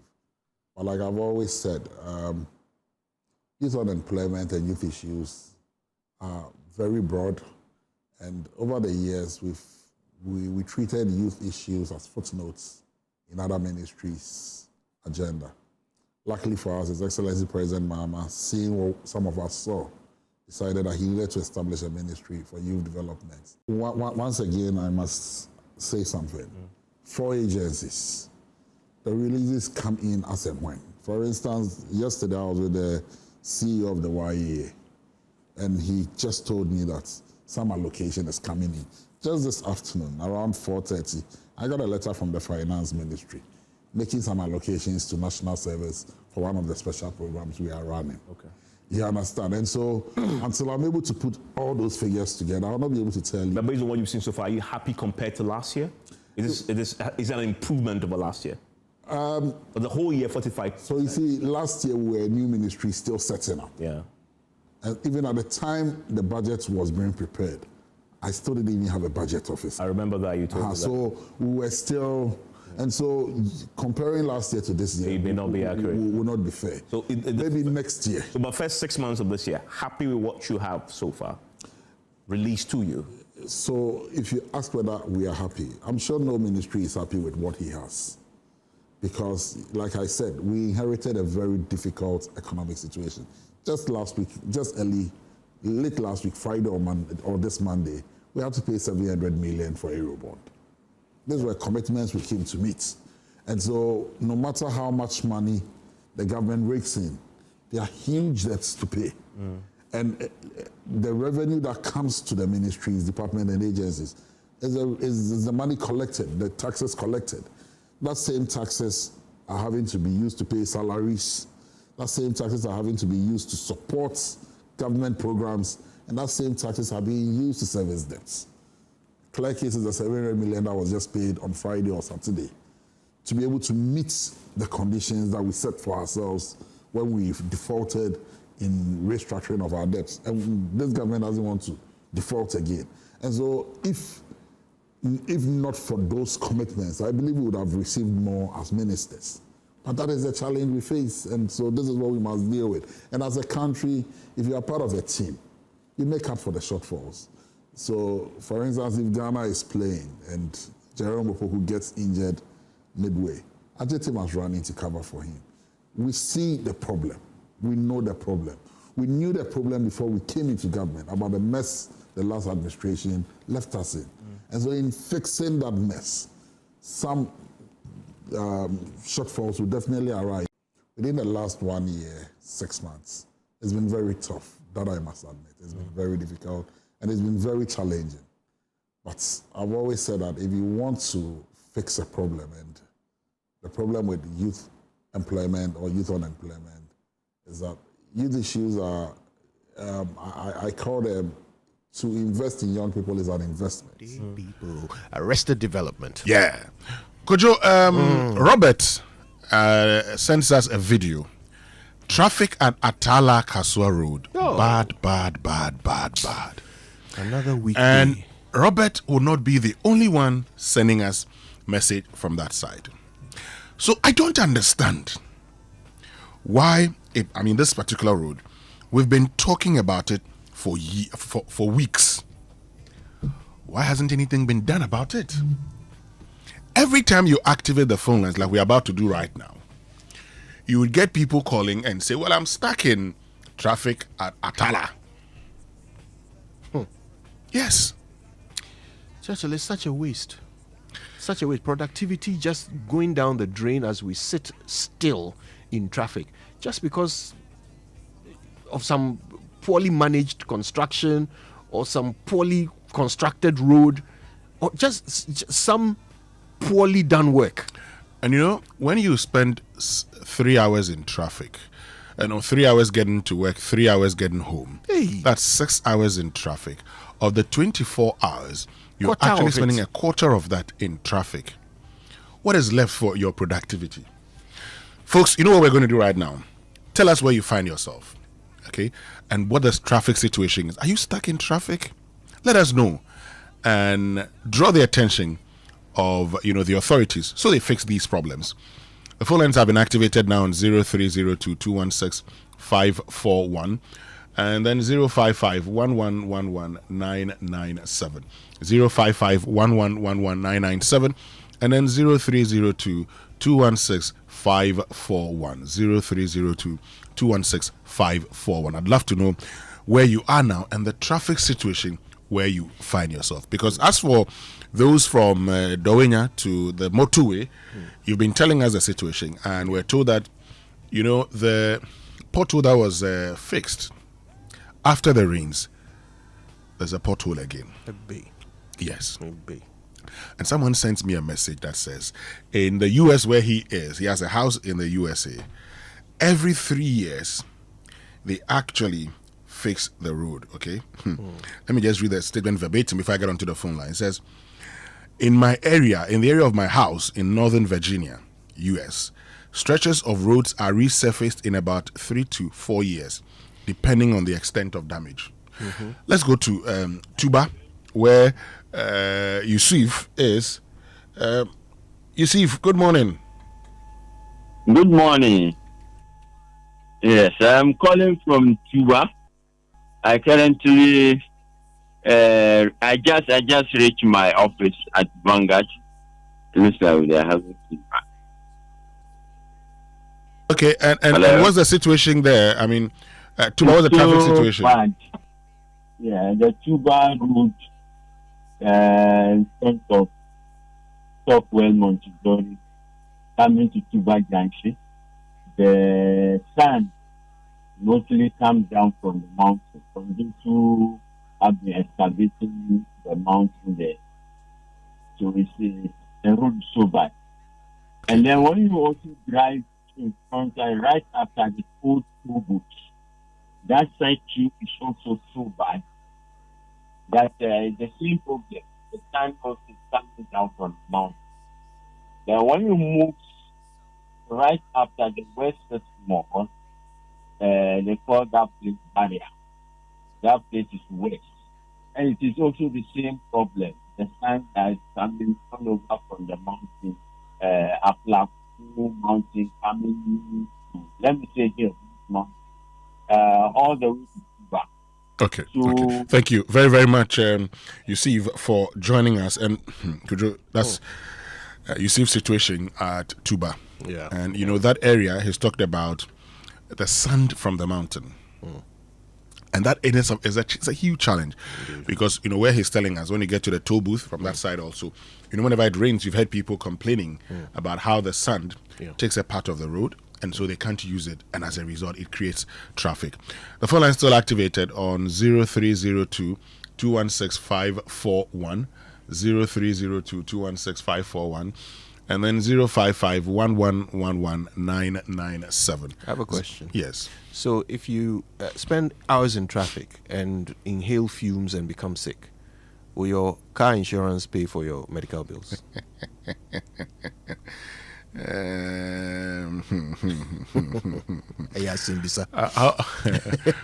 go and try it. If you try it and they don't pay and you are still convinced they should pay, you can go to court and then we'll find out what would happen. Let's go to Afienya, where Moses is. Moses, good morning. Good morning, Winston. How are you? Moses, God is still taking care of his children. How about you? Oh, I'm also fine. Please, Winston, from Afienya heading towards Utema, the traffic is too crazy. But let's just ask ourselves, what kind of road are we constructing in this country? Can we boast with good roads in this country? We're lamenting The rain has caused so much harm to us. But look at the nature of our roads. Compare our roads to our neighboring country, like Cote d'Ivoire. When you drive from Accra, get to Olubu, cross to Cote d'Ivoire, going towards to Cote d'Ivoire. Look at their roads. Look at the nature of their roads. Compared to Ghana. Whether north, east, west, we can't boast with good roads. Our politicians have to sit up. We are deceiving ourselves as a country. Every Saturday, these strong political parties will come to Joy FM.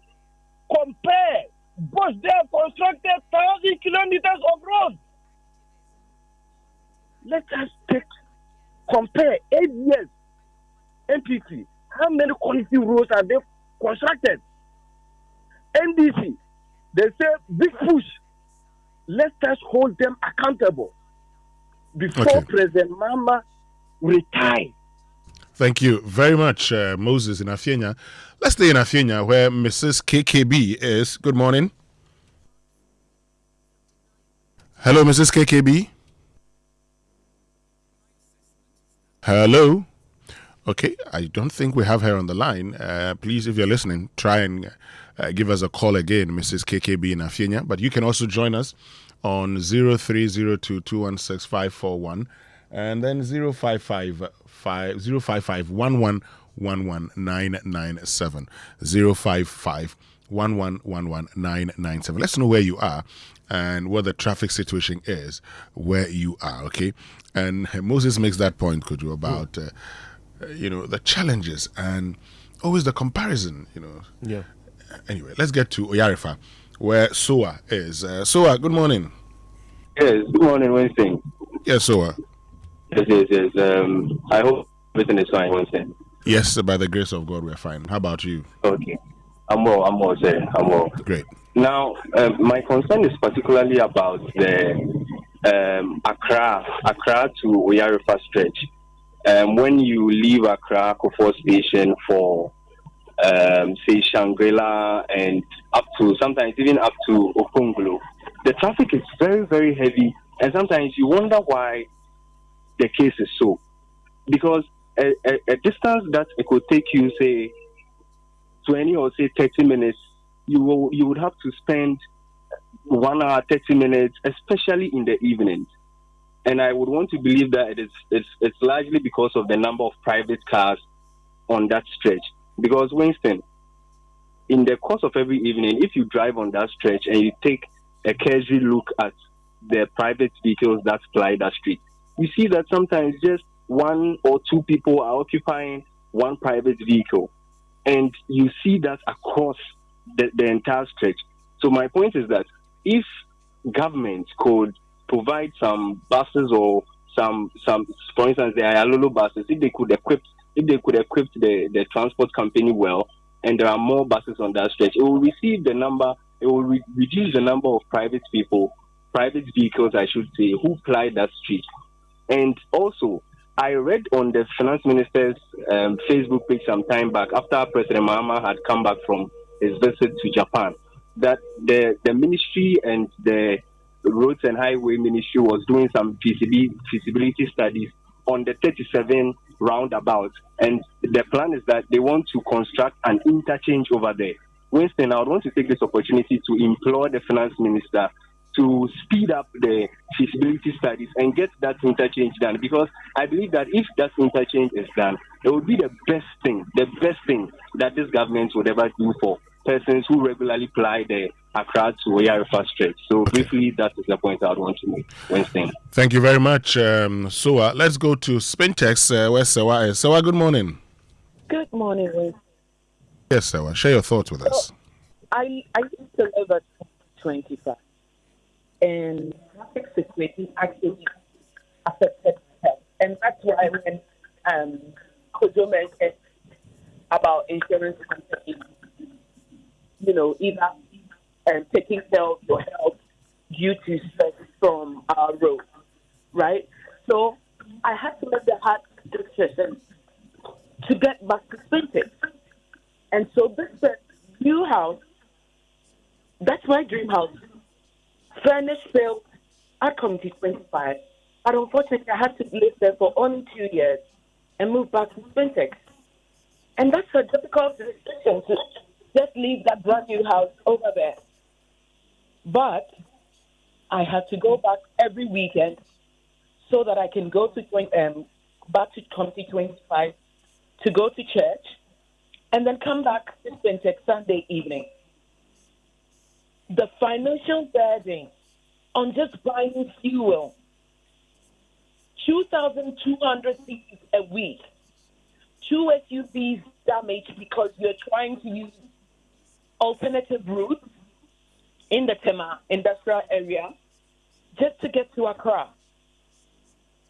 So that situation with our roads and in certain parts of Accra, it's really a serious problem. Right. And we need the government to look at it urgently. Sure. Thank you very, very much, Sewa, for joining us, Sewa, on the Spinters Road. I really feel for Sewa. No, I feel for her too. I mean, you can understand the problem. Built your dream house all the way out in Community 25, Yeah. but it's unlivable because it takes far too long for you to get to work. Right, so you've had to now come find some other place at the Spintex, and then every weekend you're moving in between the two, fuel costs, even the cost of accommodation, because you have 2 homes now. Yeah, instead of 1, and it's your dream house. Charlie, so I feel for you. But folks, keep sending us your messages on X. Use the hashtag JoySMS. Then on WhatsApp 055-111-1997. But if you want extra peace of mind for you and your family, then get more in it. So from Glyco Life, a life insurance plan that truly delivers. Enjoy free health services, a guaranteed death benefit for your loved ones, and a permanent disability benefit that supports you through life's unexpected challenges. It's simple, secure, and just a dial away. Dial star 765# now to sign up. Glyco, we cushion you for life. But Franco is your leading mobile phone, accessories, and electronic retail outlet. You can purchase items such as Nokia, Samsung, iPhones, smart TVs ranging from 32-inch to 100 inches. Franco air conditioners ranging from 1.5 HP to 2.5 HP. Chest freezers, refrigerators, washing machine, microwave blender, generator, CCTV camera, and all other mobile phone brands and accessories from all their shops nationwide at up to 40% discounts. Call on their digital platforms. Call them now on the official number 0246 422338 and then 0559311 and then 0302 225651, or download the new Franco Trading app Franco on the Google Play Store, or you can visit their website francotrading.com. Franco Trading Enterprise, still phone papa fee. And I'm sure you've heard about the incredible benefits of Exilium from Total Energies. Well, let me tell you, more about this premium fuel with its amazing 3-in-1 power, because the additive enriched fuel with its powerful 3-in-1 action cleans your engine, extends its life, and lowers your fuel consumption thanks to the cumulative effect of its anti-corrosion, anti-wear, and detergent additives. Exilium new formula also lowers your vehicle's fuel consumption while reducing CO2 emissions. Tell you drive, sir. Experience the difference with Total Energies Exilium new formula. Choose Exilium. Choose quality. But mommy, daddy, do you know why children leave home very neat and return looking so different? Well, I tell you, non-stop action. All the learning and sports burn energy, so those sweat stains, torn uniforms, and dirty shoes, they show that your kid has been very active. And that's why they need nourishment and energy at breakfast. So give them the nutritious Milo every day. Milo contains vitamin D that supports energy release to help their daily performance. Milo, energy to go further. And this is FDA approved. But from now till the end of October, Bank of Africa is offering short-term loans at very slim rates. Yes, very slim rates to salaried workers. Now they understand you have urgent needs to sort out, and that's why they give you that quick turnaround time. So whether it's school fees, car maintenance, or that much deserved family vacation, Bank of Africa will sort you out fast. Visit the nearest branch or chat Fafa at boaghana.com to sign up. You may also WhatsApp them on 0244 338 226 for inquiries. Sometimes all you need is a quick fix. Bank of Africa, strong as a group, as close as a partner. And your security starts with you. If you don't share it, they can't have it. Shine your eye. This is a fraud alert by Bank of Africa in partnership with the Ghana Association of Banks, okay? But let me introduce you to Valex Lees and Ghana's leading photocopier leasing company. So why buy a multifunctional photocopier when you can lease and pay as you copy and print, or design your own payment plan? Lease an A4, A3 heavy-duty MFP with sorter, stapler, finisher, a production machine with sorter, a stapler, and finisher, and enjoy free toners and cartridges, free repairs, free maintenance, and centralized monitoring of all staff and nationwide coverage. Forget about the unnecessary expensive gimmicks and save yourself over 60% cost.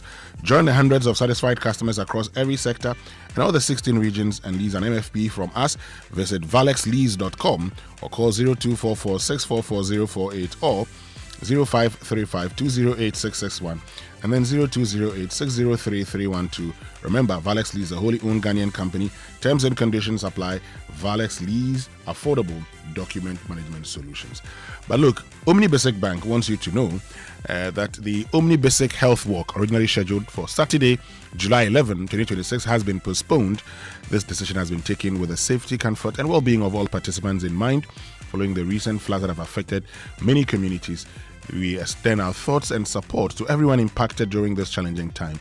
A new date for the health walk will be communicated soon through our official channels. We sincerely apologize for any inconvenience this may cause and thank you for your continued support. We look forward to working with you soon. For further information, please call 0307 086,000. Omni Basic Bank, not just another bank. But with the rains we've been experiencing lately, getting to bus stations can be stressful. Flooded roads, long queues, and the uncertainty of travel can make an already difficult journey even harder. And that's why more travelers are choosing the Oya Bus Ride, the app that puts you in control of your intercity travel. With the Oya Bus Ride, you can book your trip from your phone, choose your preferred seat, select your pickup location, track your journey, and even monitor driver behavior for added peace of mind. No station stress, no unnecessary hassle, just convenient travel design around you. The pilot route currently operates between Accra and Kumasi, and with the Oya app, you can choose the route that works best for you. Download the Oya Bus Ride app today on the Google Play Store, App Store, and discover why your journey should begin on your phone. Oya Bus Ride, no giddy giddy. Oya, let's go. Stay with us. We'll return with sports, birthday messages, and food for thought here on the Super Morning Show after these. You reap the dividends with time. In the last 1.5 years, we needed to understand what the real issues were. And so we commissioned a few surveys, and God has been so good. At least today, I'm able to tell you that I have a very good appreciation of what the issues are. And based on what the survey told us, what the research told us, we are using it to tackle our problems. What I also saw at the ministry was that it was not that we lacked programs. There were more than enough programs to fix the problems.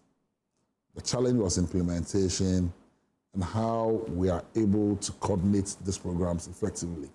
There was a lot of fragmentation at the ministry.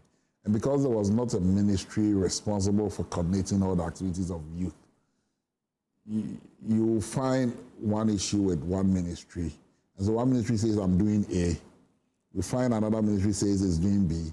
It ends up being the same program, same beneficiaries, but no results. National service is big because of the allowances we pay to beneficiaries. And that is all under this amount? And it is all under this amount. Yeah. And then you come to YEA, the Youth Employment Agency. They are supposed to receive 80% of the communication service tax, but it's been capped. And so they get a little above 40%. Mm-hmm. So when you put all that together and look at the various programs they implement, currently under the YEA, we have almost 80 to 90,000 beneficiaries. Yeah. And the minimum we pay each beneficiary is about 1,000 cedis. Okay. And so all that is part of the figure you mentioned. Yeah. That's why I said, let's break it down properly. But for the key government programs, we still have budget shortfalls. Okay. For the key government program, we still have budget shortfalls. For instance, the Ejumera program. If we want to go by what we intend to do and achieve, we'll still need more money. Okay. I can understand. And let's be very honest. Government inherited a very difficult economic situation with high youth unemployment as one of the reasons for some of the challenges we face. And so from whatever we get, we try to make the best out of it. For instance, last year, based on the allocations we got, under the Ejumera program, close to 11,000 young people were trained. Under the National Apprenticeship Program, we trained close to 14,000 people. Okay. And we support them with startups, capitals as well. Not all of them, though, but majority of them, those who qualify, are given the needed support. And all this money goes to create a certain ecosystem. What we want to do as a ministry is to move the Ghanaian youth from being a job seeker into becoming an employer. The debate over passage of the Tribunals Bill 2025 was sparked by the minority who insisted that there is no need for regional and district tribunals in Ghana, as the existing judicial system is adequate to deal with all criminal matters. The Attorney General, Dr. Dominic Aini, however, mounted a strong defense. Looking at the Constitution, Article 142 of the Constitution establishes the regional tribunals, and they are granted jurisdiction that is equivalent to the criminal jurisdiction of the High Court. And then also, if you go to Article 126 of the Constitution, it says that Parliament has the power to create such lower courts and tribunals as it shall please. And so, Mr. Speaker, there's a textual basis for the establishment of the tribunals to supplement the work of the current judiciary. But Member of Parliament for Damongo, Samuel Abujinapo, cited the excesses of the PNDC days as basis for rejecting the bill. Some kangaroo system where opponents of the administration will be run through a certain judicial system and jailed. We don't want that. Let's have the existing court system. Let's have the district. And everywhere you go, and Bank of Africa, BOP from Bank of Africa offers a hassle-free solution for fee collection and other payments. So chat, call us or chat Fafa at BOA.com for details. And then Franco Trading Enterprise, still phone Papa Fie. Kojo will bring you the birthday messages, after later on the show, which means we can bring you the Sports Center. That's proudly brought to us by MTN. Switch to MTN's eSIM. Download my MTN app to go seamless today. Standard Chartered Bank, here for good. And DSTV, the biggest football tournament, is here. And DSTV is giving you front row seats to all the action live as the FIFA World Cup 2026. And it's that time when everything can wait, even sleep can wait. DSTV, your home of entertainment and high-sense everyday prices for everyday people. And with the MTN at 30 promo, every call, every text, every browse, every Momo transaction, and every connection to home fiber and every activity on the My MTN app earns you points towards amazing rewards, including 9 brand new Toyota Land Cruiser Prados, over 10 million Ghana cedis in cash prizes, and unforgettable experiences just for you, because every move counts. Dial star 530 hash or use My MTN app to participate now, and let's stay connected everywhere you go. MTN at 30 promo, make every move count, terms and conditions apply. And for over 130 years, Standard Chartered has been more than a bank. We've been a partner in progress, from helping establish Ghana's financial system to building businesses and connecting them to the world, from helping generations grow and protect their wealth to powering innovation and helping communities thrive. Today, we stand on 130 years of heritage to power your ambitions and unlock opportunities. 130 years of expertise to drive cross-border connections that move businesses forward, support your financial and wealth aspirations, and to sustainably impact communities. As always, we believe we can achieve more by partnering together. Standard Chartered, here for good. But if you're looking for premium electronics and home appliances at unbeatable value, choose Hisense, Ghana's trusted brand for innovation, quality, durability, and affordability. From world-class televisions, refrigerators, chest freezers, air conditioners, to a complete lifestyle range including laser TVs, gas cookers, washing machines, smartphones, sound systems, water dispensers, microwaves, blenders, rice cookers, kettles, irons, fryers, and so much more. And as one of Ghana's leading electronic brands, we stand firmly behind the quality and reliability of our products, and that's why customers enjoy up to 5-year manufacturer's defect warranty on our products, giving you the peace of mind with every purchase. With conveniently located showrooms across Ghana, getting your favorite Hisense product has never been easier. Call them now on 0302 550000. Visit hisense.com.gh for enquiries. Okay, follow Hisense on Facebook, Instagram, and X, and YouTube for the latest promotions, product launches, and exciting offers. Hisense, everyday prices for everyday people. Mubarak. Winstonia. What's happening in the world of sports? Will it be a repeat or a revenge tonight? For what do you say? Morocco? Yes. I'm not sure they can beat You're France. not sure, eh? I'm not sure. Okay. And Winston, of course, we will preview tonight's World Cup quarterfinal heavyweight clash between France and Morocco later in the bulletin. But first, President John Dramani Mahama has jokingly suggested that the Black Stars players who cannot sing the national anthem should not make the national team. Reflecting on Ghana's 2026 World Cup campaign, Mahama said he noticed many Black Stars players stayed silent during the anthem, unlike players from other countries who sang with pride. He said singing the national anthem should be an important part of representing Ghana. During the World Cup, our players all can sing our national anthem. All the when they play the occasion, singing with pride. The wrong players. But we face him waffling as a trick. That's the thing that I can't say. Meanwhile, the future of head coach Carlos Queiroz remains uncertain after a cryptic social media post suggested he could be leaving after the World Cup. However, there has been no clarification from the Ghana Football Association. Now, former GFA Communications Director Ibrahim Sani Dara believes the Portuguese coach's post was a goodbye. I think he's gone. His statement is clear that he's saying goodbye, he's saying thank you, goodbye. I think it's clear. We might not be able to read between the lines. It's clear. He was, poached for the World Cup. Would we be able to pay him? His salary is $150,000 and over. Would Ghana be able to afford $150,000 from $100,000 and above? Would we be able to afford him? And he's bringing a large backroom staff with him. Would we be able to afford all of these things? I don't think so. Even $50,000 that some coaches were paid in the past, it's a whole hue and cry about why a coach should be paid this amount of money. But if we want to be among the big boys, we should be able to spend money. That's former Ghana FA Communications Director Ibrahim Sani Dara speaking to City Sports. Now, while Ghana struggles to maintain its sports facilities, Director General of the National Sports Authority, Yao Ampofo-Ankra, is urging the country to take the initiative and lead its neighbors in bidding to host the World Cup. We might be able to do it with our neighbors. We might be able to do it. Ghana, Nigeria, Ivory Coast. And maybe 4 or 3 countries. We can do it if we decide to put it together. But let's give ourselves time. Morocco, Portugal, and Spain are hosting the next World Cup. The next AFCON is Tanzania, Uganda, and Kenya. We're changing the narrative. Ghana, our neighbors look up to us. We can take the initiative and do that. But Charlie, it's investment. And it's political vision and political will. It's not just the president saying, I want to do it. He's got to be back that it is not about NDC, Mahama, or MPP, but this is what Ghana wants to do. Well, Ampofo-Ankra is also proposing that a percentage of Ghana's mineral revenue be invested in sports development over the next 10 years to help turn the tide. Luckily, we're watching the World Cup in the US where a stadium is named Citizens Bank Stadium is there.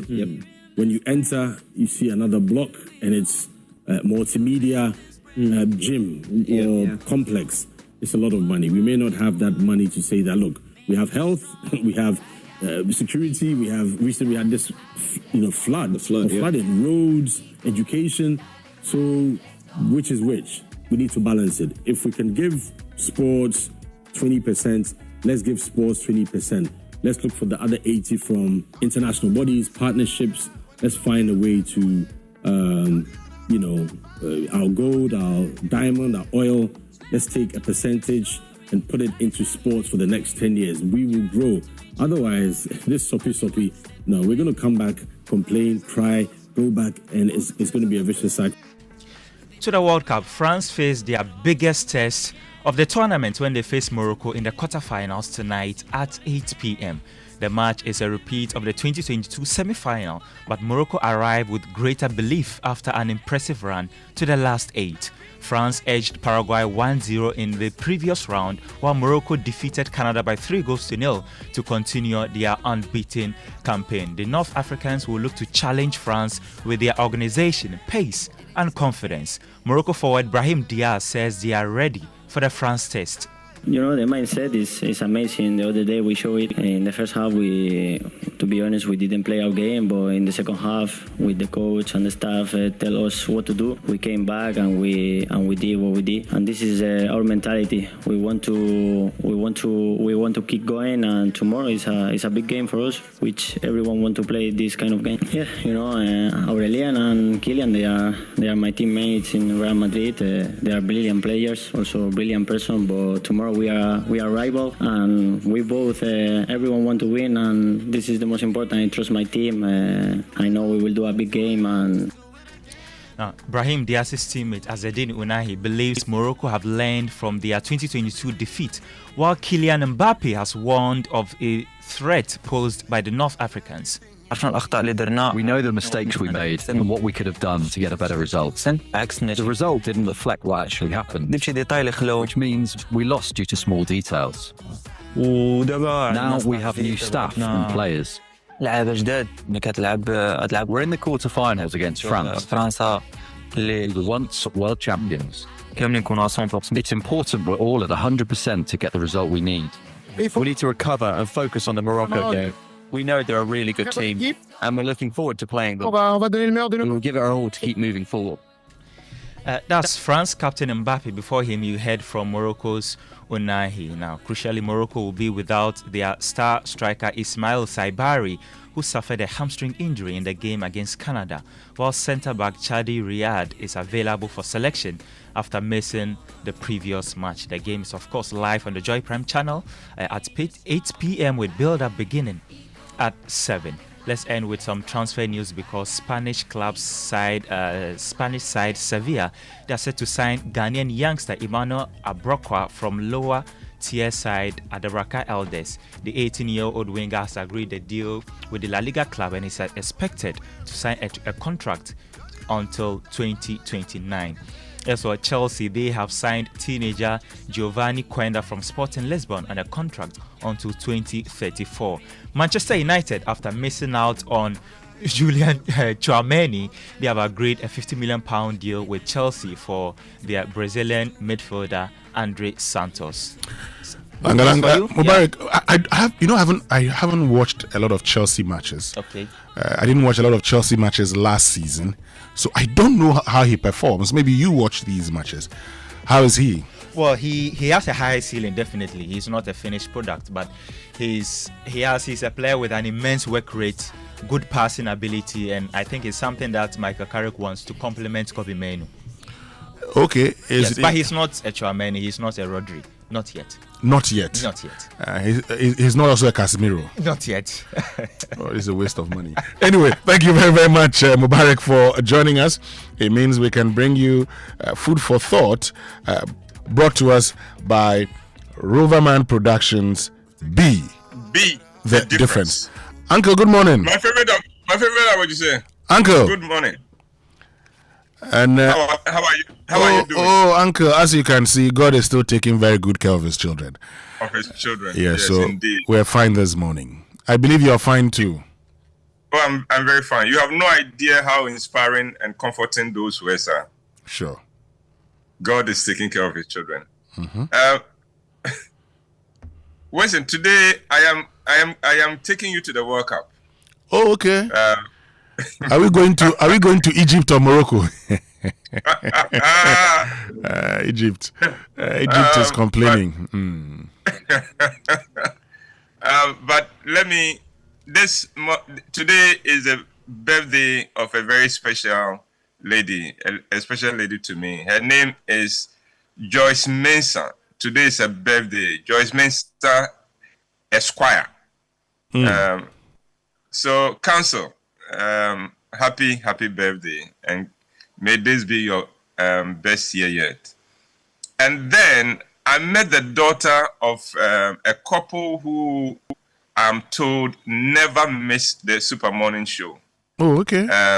Yes. So the couple, Mr. Kweku Apia Edu, and his wife Nana Keja Apia Edu. Oh, Professor Kweku Apiedu. Okay. Apiedu. Yes. And, I know them. Oh, you know them. Okay. Yes. And their daughter, Akia, who is an architect, was at the show at the National Theatre over the weekend, and we had a very good and interesting interaction. And she told me about her parents and their commitment to the show. So, to the Apiadus and to all who never miss the Super Morning Show, we are indebted to you, and thank you very much, and God bless you. Sure. You know, let me just say this. Professor Apiedu and Andrew Osesibe recently launched the Political Economy of Institutionalizing, Monitoring and Evaluation Practice in Africa, 21st Century Perspectives. And I was the MC for the event, so I know him. Yeah. Okay. Well, you know, in your kind of business, we call MCing Galamsey. Yes, we do. And so that you have the license to do that kind. Except that these days, when you say I'm going to do Galamsey, you must be careful what you're saying. Because you know, Galamsey is such a bad business that you don't want to get involved in it. Yeah. You don't want to be associated in it with it in any form. Exactly. Yeah. Well, listen, this is the soccer season, and it remains so, even though Ghana is out of the 2026 FIFA World Cup. The truth is that Ghana may be out, but every true soccer fan has some other team he is quietly or openly supporting.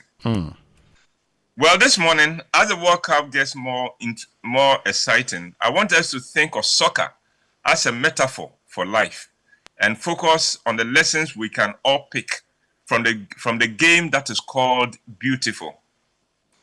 So here is a soccer lesson for today. And I'll be bringing you others until the World Cup is over.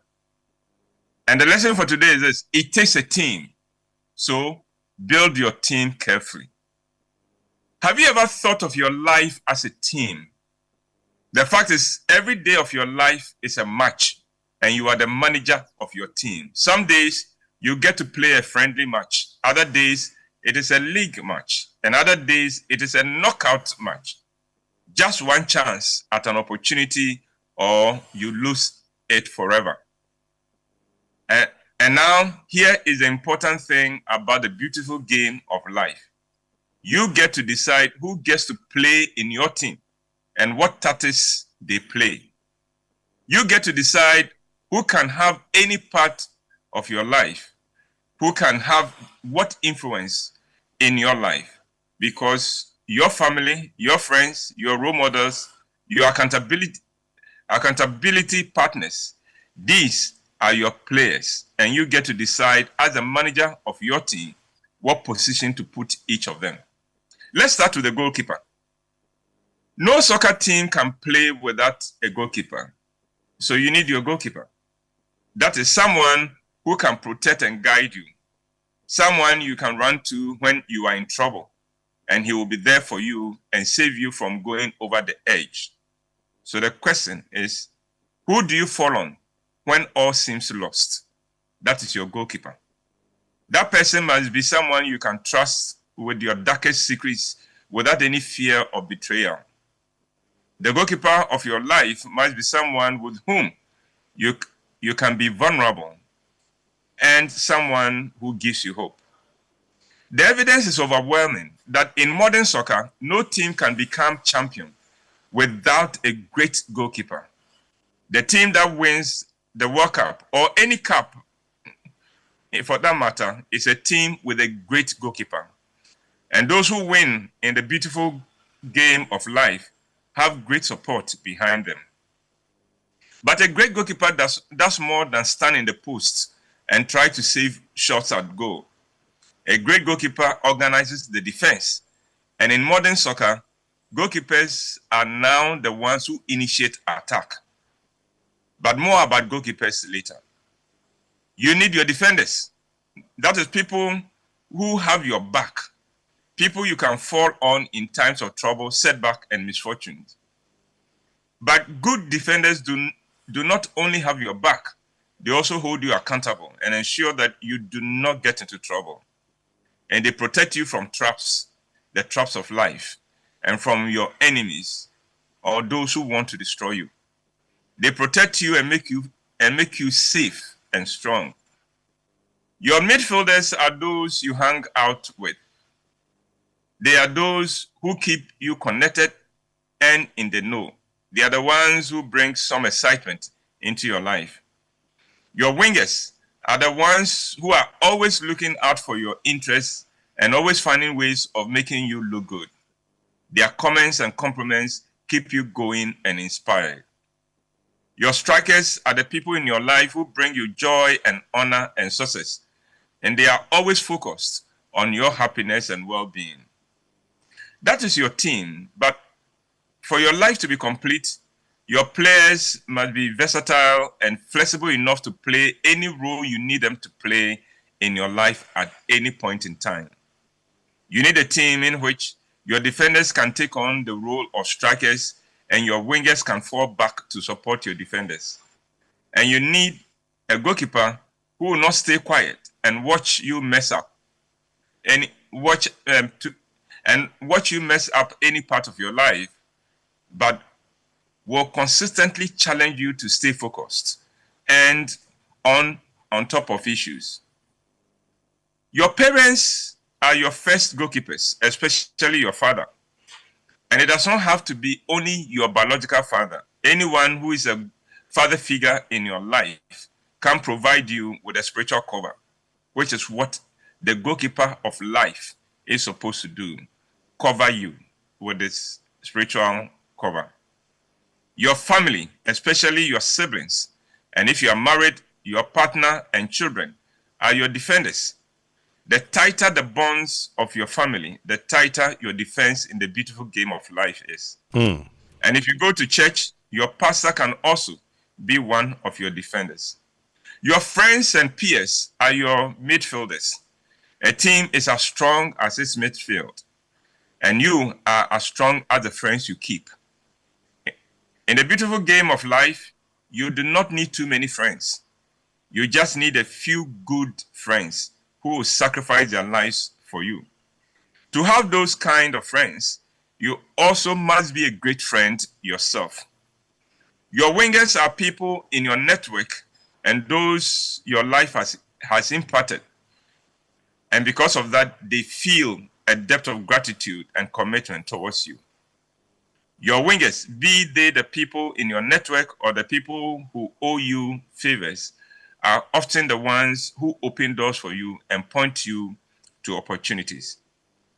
Your striker is your mentor, the person to whom you hold yourself accountable, the person whose one word can point you in the right direction and make you a winner in the beautiful game of life. Just as strikers are only as good as the passes and crosses you give them, so are your mentors as good as how accountable you hold yourself to them. The point is, for your life to be complete, you must have people who play all kinds of roles at different times in your life. And that means you must be a good manager of your relationships with others. Now, I must make the point that the players you need depend on where you are at any point in your life. So, for instance, if you're a businessman, your goalkeepers could be your board of directors, and your defenders, your management team. Your midfielders could be your staff, and your strikers, your customers. For a married man, you are blessed if you can have your wife as your goalkeeper. And for a married woman, you are blessed if you can have your husband as your striker. Wives and husbands don't play the same role in the beautiful game of life when it comes to marriage.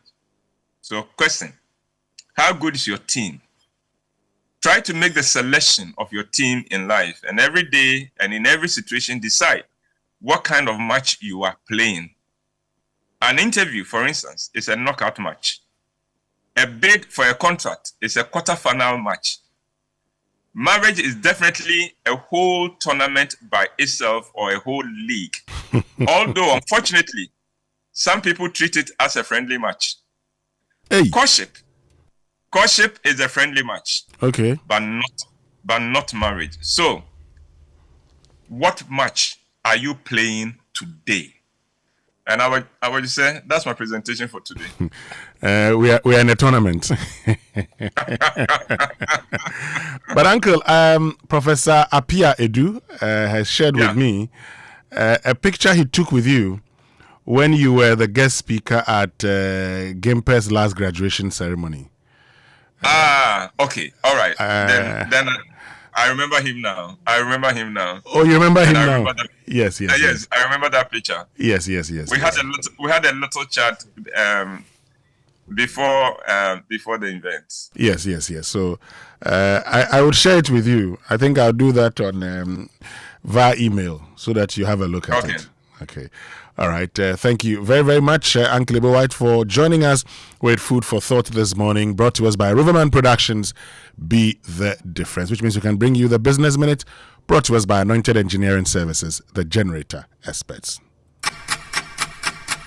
Hello, welcome to the Joy Business Minute, brought to you by Anointed Engineering Services Limited, the generator experts. Energy analyst Benjamin Isia says the current Middle East conflict is unlikely to have an immediate impact on local fuel prices, despite crude oil climbing to $78 a barrel after fresh US strikes on Iran heightened tensions over the Strait of Hormuz. A new Bank of Ghana report reveals bank staff remain implicated in fraud, with cash suppression and document manipulation among the leading offenses. The July Ghana reference rate has edged up to 10.59% following the increase in the cash reserve ratio, raising concerns over the cost of credit. And in India, motorists are pushing back against plans to increase biofuel blending in petrol, arguing most vehicles are not yet compatible with the higher blend. And that's the Joy Business Minute, brought to you by Anointed Engineering Services Limited, the generator experts.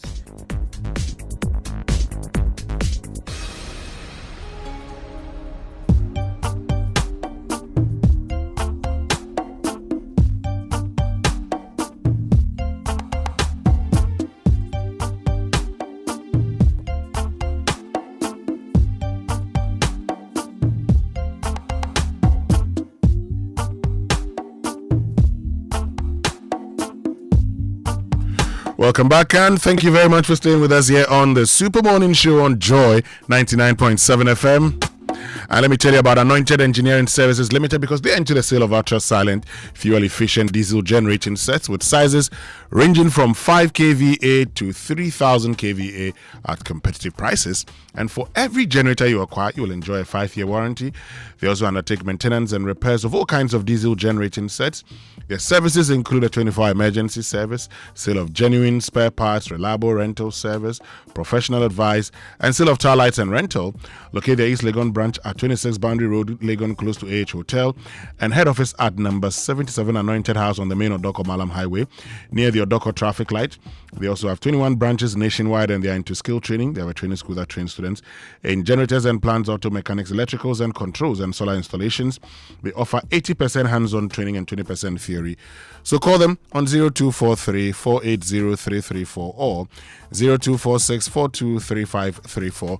Anointed, the generator experts. Let's get interactive this morning. Social media messages here on the Super Morning Show, brought to us by EcoBank, the Pan-African Bank, number 10 liver salt, a refreshing relief, and Cowbell Coffee with you every moment. And this morning, okay, I'm asking you a very simple question. So, has your waste been collected? Is your dustbin full, waiting to be collected? Now, if it hasn't been collected, have you informed the company that is expected or supposed to collect the waste? Or have you informed your assembly? What is their response? Or maybe you've resorted to using aboboya, tricycles, in the collection and management of your waste. Share those experiences with us here on the Super Morning Show, okay? You can actually send us a message via WhatsApp 05511119997. You can also join us. You can also send a message through Twitter or X. Use the hashtag JoySMS or My Filth Report. And as always, we'll share it with the rest of the world. But do you know how money really moves in Ghana? Well, at EcoBank, we know it doesn't move only on payday, it moves every day, connecting Ghanaians with their families, communities, and businesses. It's airtime sent to a sister, transport money for daddy, support for a cousin's education, and contribution towards family funeral, and a helping hand when it matters most. In Ghana, money is more than a transaction. It is people supporting people, families helping families, and communities moving forward together. And that's why there's EcoBank, a bank built for the way Ghanaians and Africans move money, with one seamless banking experience across 34 African countries. EcoBank digital platforms connect people, businesses, and opportunities in Ghana and across the continent. Pay bills, transfer money, access ATM services, and manage your finances anytime, anywhere with the EcoBank mobile app, USSD *770# EcoBank online, and EcoBank ATMs nationwide. EcoBank, the Pan-African Bank. But coming up on Big Stories this morning, brought to us by Telecel Connecting Energies, Lancaster University, Ghana, the only British university campus in West Africa, and Awake Natural Mineral Water, One for Life. We're also focusing on your traffic situation. Okay, so where are you this morning? Are you still stuck in traffic? Did you have to leave home very early because of the traffic situation? How is that impacting your health and your productivity? Share them with us here on the Super Morning Show. Particularly interested in where the traffic is and what probably is causing the traffic. Okay, join us on X, use the hashtag JoySMS, and then on WhatsApp 055-1111-997. Also, there's been an increase in fraud in relating to payment service providers. While that of the banks have reduced, that of the payment service providers has actually gone up, increased. 54% increase. What could be causing that? And how do we deal with it? Is our conversation coming up here on the Super Morning Show. But if you've been a victim of fraud within the financial sector, share that experience with us. Okay, someone was just telling me he lost 50,000 Ghana cedis in a bank. For the past 2 years, he's had nothing from them. We'll get into all of that. But you know your money deserves the safest home. And with Telecel Cash, you're protected every step of the way. No risk, no worries, no long stories, just peace of mind. Dial *110# or download the Telecel Play app now for safe, secure transactions. Telecel Cash, the safer choice. Send the keke. But every day, your body needs clean, refreshing water. And Awake water is carefully produced to keep you refreshed and hydrated, purified, refreshing, and purpose-driven. Through our One for Life campaign, we support people living with various cardiovascular diseases, where every bottle you drink, an amount is donated to the National Cardiothoracic Center, Kolebu Teaching Hospital. Drink water, drink Awake, proudly produced by Kasaprekun PLC. Awake Purified Drinking Water, One for Life. Drink water, drink Awake, available nationwide. This is FDA approved. But look, buying inferior and cheap mattresses may seem like a good way to save money, but do not fall for the trap. If you haven't slept well, you cannot work and think well, and ultimately, you're putting your health at risk, which can cause you a lifetime of discomfort and chronic pain.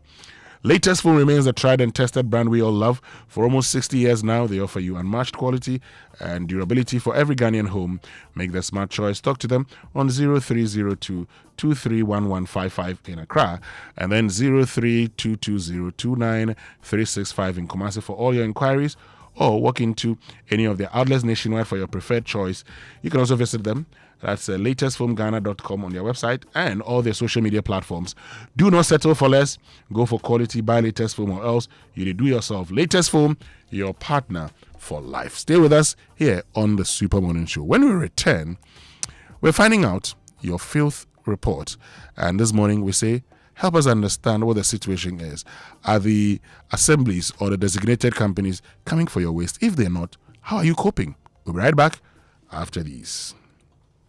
The Circuit Court, the High Court, the Court of Appeal, the Supreme Court. That is the judicial system in all civilized, developed countries in the world. We do not want regional tribunals. They bring about bad memories, scary memories, and bad dreams and intimidation in our country. Let's reject it. We have long left the dark days behind us.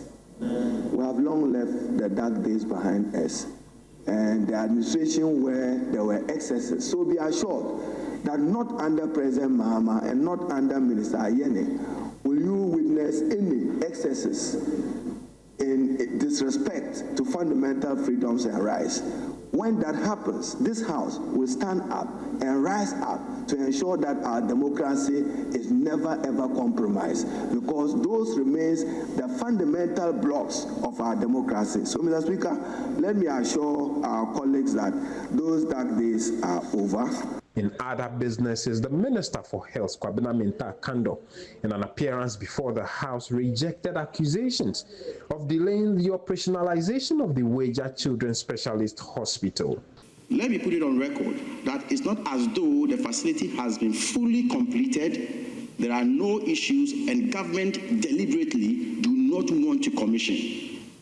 The Speaker, as we sent people from the Ghana Health Service to the facility, there are equipment that have not been installed, and there are others that have been installed, but we don't have complete access, and the project has not been handed over to the ministry. So we are engaging with the contractor to resolve the issues so that the project will be fully handed over to the ministry for its operationalization. So, Mr. Speaker, once again, I put it on record that the project has not been fully completed, 1. 2, the project has not been handed over to the ministry for its operationalization. MPs have also been eulogizing the demise of late Akwetia MP, Ernest Yaokome, 1 year on.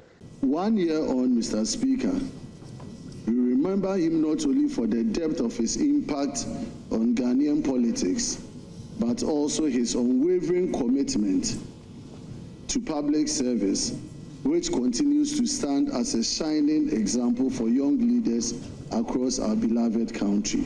A year on, Mr. Speaker, his passing remains a stark reminder that public office does not immune us from life's greatest certainty, which is death. But in his passing, certainly there are many lessons that, Mr. Speaker, we can all learn. But we should be reminded that political leadership, yes, is a noble calling, but at the same time, there is no political office that is worth sacrificing your life or health for. And so, in all our doings, it is also important for us to take very good care of ourselves, take care of our health. May the soul of our brother, our friend Ernest Kumi, and the soul of all departed members of Parliament rest in perfect peace. Amen. Parliament has passed the Community Service Bill 2026 as the House adjourns till Thursday. James Sabaji, Parliament House, Accra. Members don't have that state of mind that the word tribunal by implication means something bad or wrong. Don't have that. Honorable member, where did you study? Every lawyer knows that tribunals is part of the system of the justice system everywhere in the world. And that perception that you are holding and telling me that it can't leave your mind is a sickness. Yes. Please, you have tribunals even in the traditional system.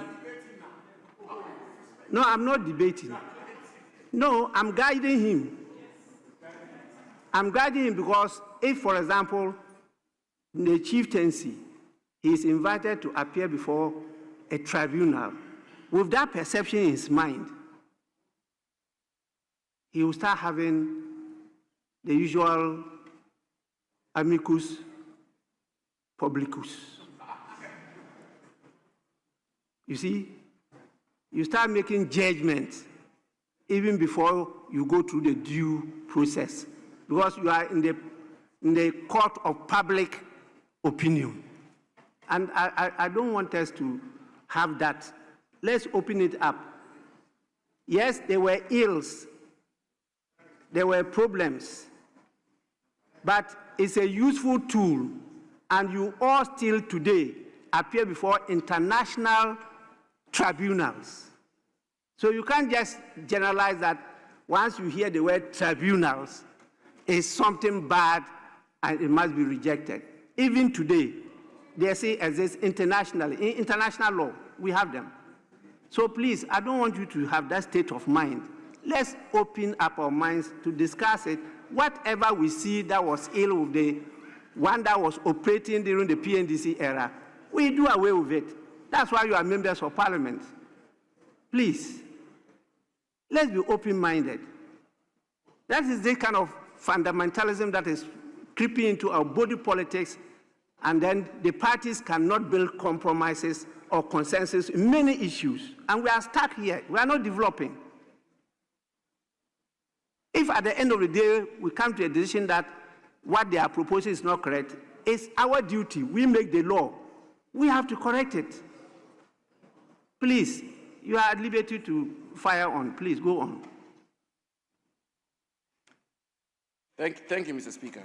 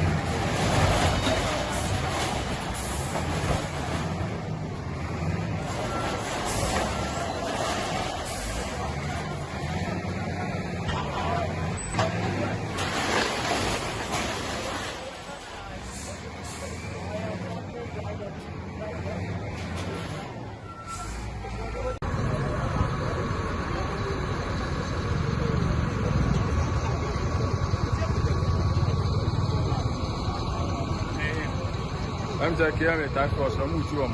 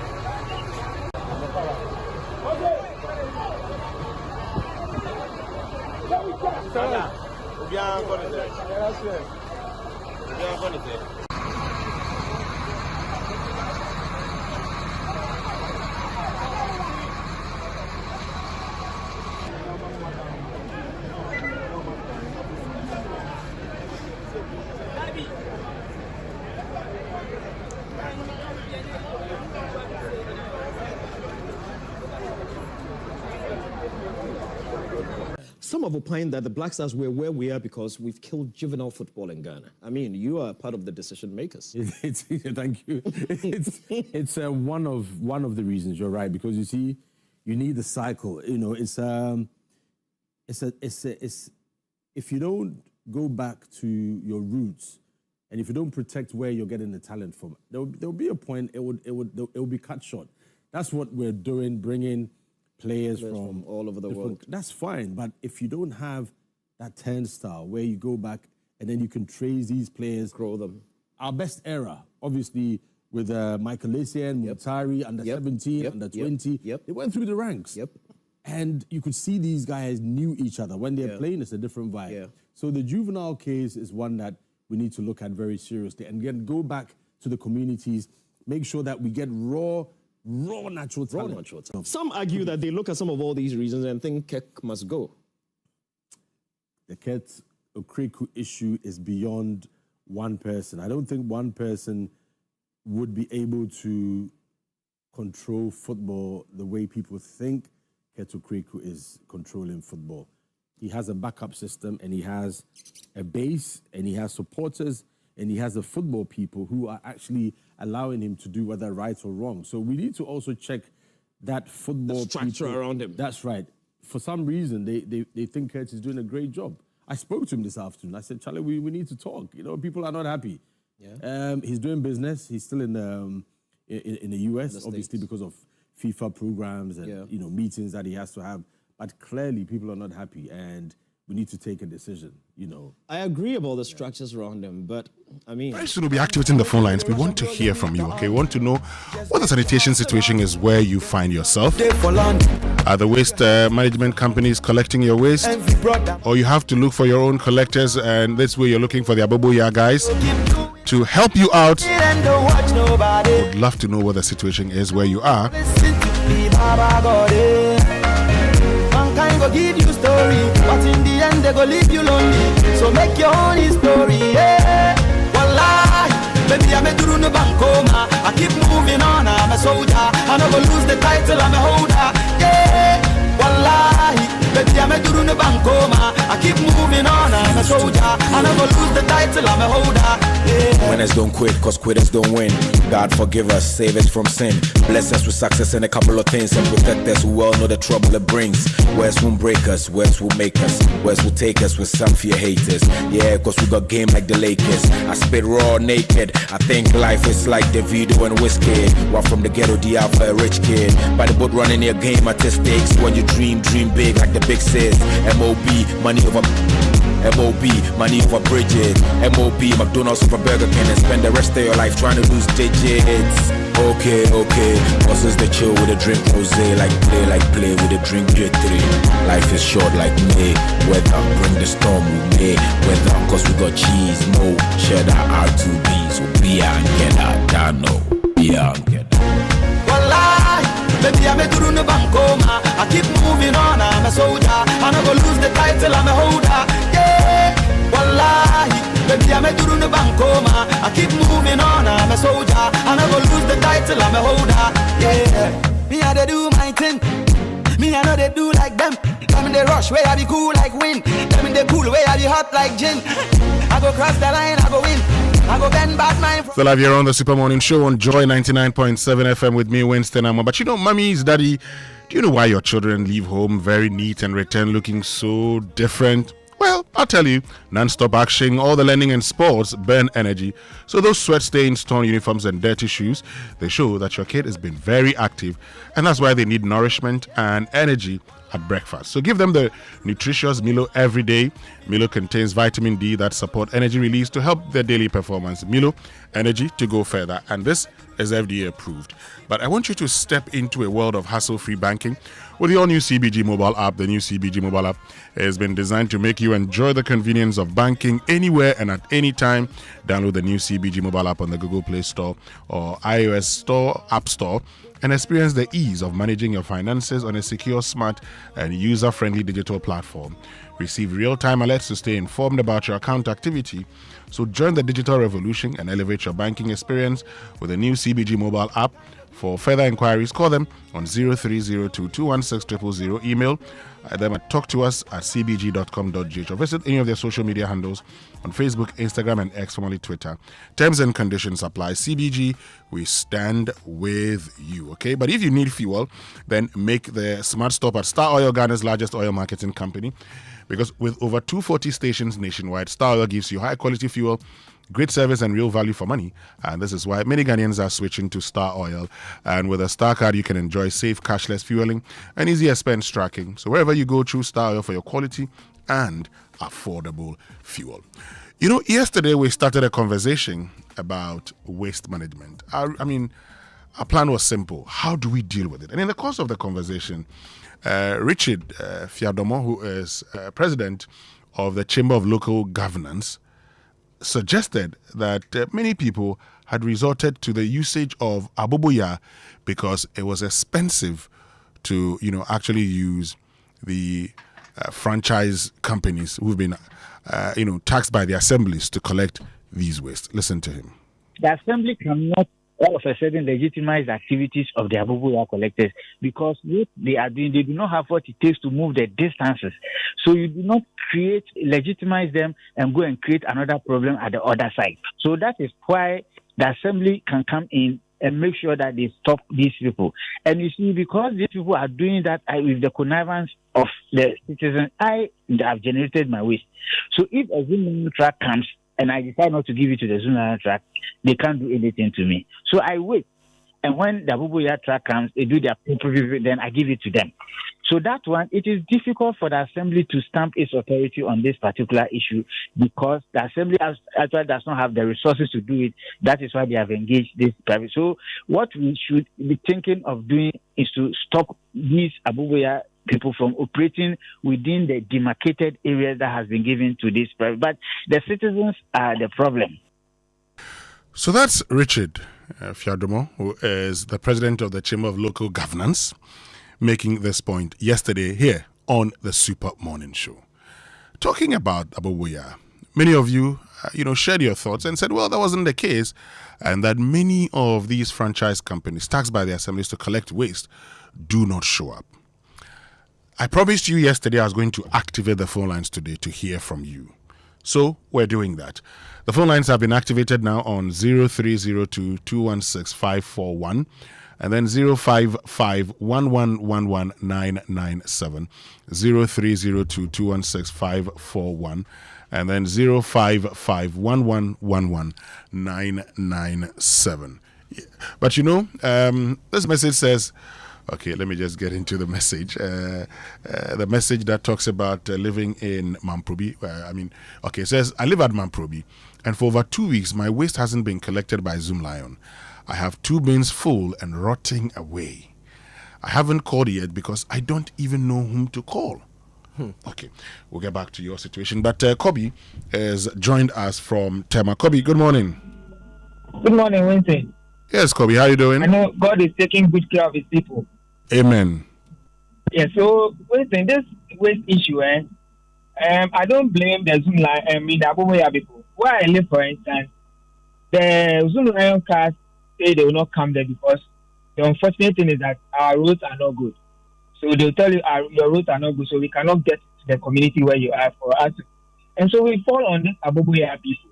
But the unfortunate thing too is that the land soil sites are so full of that these aboboya people cannot also get to these places to deposit. So at the end of the day, we the citizens will come back and then dump this rubbish into waste and all this, and then causing all kind of problems. If there should be a way to regulate this thing, then there should be a way also to fix our roads well, so that these big trucks can also access the areas that are not accessible. Thank you and have a good day. Thank you very much. But Kobe, so you use aboboya, right? I use aboboya, Winston. Where's your place in Tema? Community 24. Community 24. All right. Thank you very, very much, Kobe. Let's go to Adenta where Moses is. Moses, good morning. Good morning. Yes, Moses. Yes. So I'm listening to the discussion, and I had a contribution about that. Please go ahead. This issue about waste collection, the problem we have as a country is that people are dodging the payment for waste disposal. And whether you like it or yes, every household, every individual, one way or the other, generates waste. The only way we can solve this problem is to ensure that every household, every individual, some way, somehow, is paying for waste disposal at all costs. And the suggested way, some time ago, when some of us were involved in this discussion, was for the collection of waste disposal monies to be included in some form of collection that is compulsory, like electricity coverage is about 90% and everybody is paying for electricity bill. If the country decides to include payment of waste in electricity bill, then now those monies will be a pool, a fund dedicated for the assemblies to collect waste. So individuals know that I have paid for waste, my waste that I have generated. So I don't have to think about where to go and keep my waste. So I just leave my waste at my doorstep, and the assemblies are supposed to organize and contract waste management companies to pick them. What I am saying does not mean it will not come with problems. The suggestion comes with some also challenges. But when we are able to implement a strategy like this, the problems that will come with it, which would mean that some companies may default collection and other things, then those challenges will also come up and be discussed and see how to solve it. Okay. And then when they collect, where to go and dispose the waste to, it is more organized than this Aboboyas who collects the waste, and where they dispose it, you and I don't know. Yet they collect it and take it somewhere, somehow. Okay. So, what currently happens in your situation? Who collects your waste? Currently, who collects my waste is Aboboya. They come. I have 3 waste bins in my house. Once they come, I pay 100 cedis for the 3 waste bins. They carry it away, and I don't know where they are taking it to. Where do you live? I live at Ashie. Ashie, in the Adentan municipality. Yes, in the Adentan municipality. Is there a waste management company assigned to your area? There was a time that one Western waste or something was coming. You pay, they don't come to pick the waste. So now, as I speak, they have stopped coming. Okay. We don't see that truck in the area anymore. Great. Thank you very, very much, Moses in Adenta, which means we can go to Kwabenya where Ben is. Ben, good morning. Hello, good morning, Winston. Yes, Ben. I live at Kwabenya between Pokwase and ACP Road. Okay. And there was this Zoom line. I don't know whether they are Zoom line or assembly truck that we contacted. And most of the time you contact them, they don't come. They tell you to come last Friday of every week. Come. You leave your boiler outside your gate for about 2 weeks and overflow, and they will not come. You'll be there and it will overflow. People will come. These caliber people will come and be scattering it, and they scatter it all over your front. You have to come and sweep it. Still, they will not come. So we decided that if that will be the tenants in the house, we will contact these Abuboya guys. And Winston, trust me, every 3 days they come. Every 2 days they come. So effective, so efficient. You wake up in the morning, your whole place, and they carry the boiler and they even sweep it for you. The whole place looks neat. But where they carry it to, that is what we don't know. And most of the time, when they're arriving in town, you see their Abuboya spot on the road, and they also don't care to come and fix it and take it from the road. So it should be something that the assembly and then the government should be working on something so that we can find a way forward about this thing. But for the Abuboya, if they can to do with that, can streamline them for them to work effectively, I think it will be best for us. Okay. Thank you very, very much, Ben in Kwabenya. Let's go to Tema. Claude, good morning. Good morning, Winston. Yes, how Claude. Are you doing? Hello? Yes, Claude. What's the situation where you are? Yeah, where I am, it's the Abuboya that is taking the waste. But my challenge is about what we are talking about, the Abuboyas. Looking at traffic situation, looking at the waste collection companies, some of them don't have enough trucks. Now, if you assign a company with a truck, maybe he has only 3 trucks. Traffic situation, how do they go around and collect? So I think the experts should look at the Abuboya. How can they be covered or structured in such a way that they can come and take the waste. They are put in a formal situation, trained as to what to do, because they are serving a very useful purpose. Look at schools, look at hotels, restaurants. Their waste cannot be kept for more than 2 or 3 days. And these big trucks don't come. So Aboboyas are serving a very good purpose in the waste disposal system. The other thing is also about policy. Every institution like schools, offices, factories, there should be a policy that they separate their waste because they generate a lot of it. Look at a secondary school of over 2,000 students.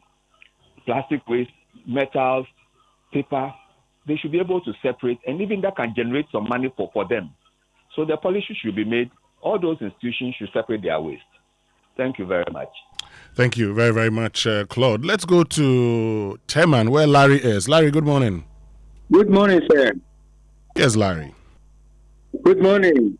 Good morning. I can hear you. What's the situation at Teman where you are? Well, at Teman where I am, we use Aboboya. We are 6 in the house. They collect 150 cedis a month. It means each person has to pay 25 cedis. But we Ghanaians are so difficult when it comes to payment. The month to end, 1 or 2 people have not paid. From May, Aboboya refused to come to collect our bills again. So that is the situation. The Aboboyas too have refused to collect your waste? Because we are not paying. Oh, why are you not paying? 25 cedis a month. We are sick. 2 people will not pay. Some have refused to pay. Some have refused to pay. That is the problem. So how are you managing your waste? Everybody manages himself. I don't have I have plastic bags, this black one most of the time that I burn, that's all. You what? You burn? I burn, please. But Larry, you know it's bad to burn. You know it affects the... But I can't keep the waste in my house. That is the problem. So maybe you do your personal arrangement, wouldn't you agree? 150 for me alone is not possible. Well, don't the Aboboyas look at the volume of waste? So, for instance, they look at the fact that it's only you. You probably could pay 25 or 30. No, Aboboya look at the bills. If you have 1 dustbin, it's 150. 2 dustbins is 300. Okay.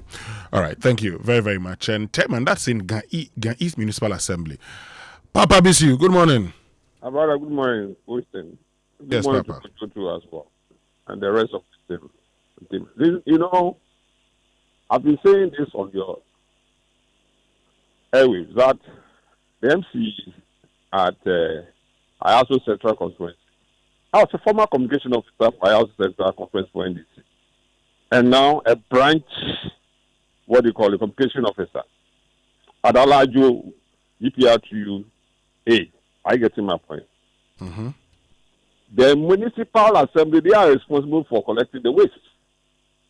Like other areas, we have Zoom Lions and other rest and things like that. But the municipal assembly, and I also Central, headed by the MC Rudolph, they are in charge of the waste, whatever it is. So I'm saying that before the flood, collection of waste crowd was a problem. The MC Rudolph sleeping on the job. I get him up. Come to meetings, will not come. You will only see the MP and the constituency chairman. They are always around meetings. I get him up. How will you know the problems? Papa Bisu, hold on, Papa, hold on. No. Yeah. Where you are, yeah. What's the situation? I live in Spinters, but my eyes are at I also Central. Now let me direct your eyes to Spinters, where you are. What is happening there? Oh, it's cool. People are really come for the waste. So sometimes maybe those days in a different red I was living, they sometimes they were not that efficient. But here, because Sakumuno Estate, you know, they only will come at a regular time, and we have a lot of waste bins around. I get to my point. So easily, we don't have problem like that. Thank you very much, Papa Bisu. Let me get to Amasaman, where Eric will be our last caller for now. Eric, good morning. Good morning. Yes, Eric. Yeah. I live at the Bugono. Okay. Yes, I hope you heard the name before.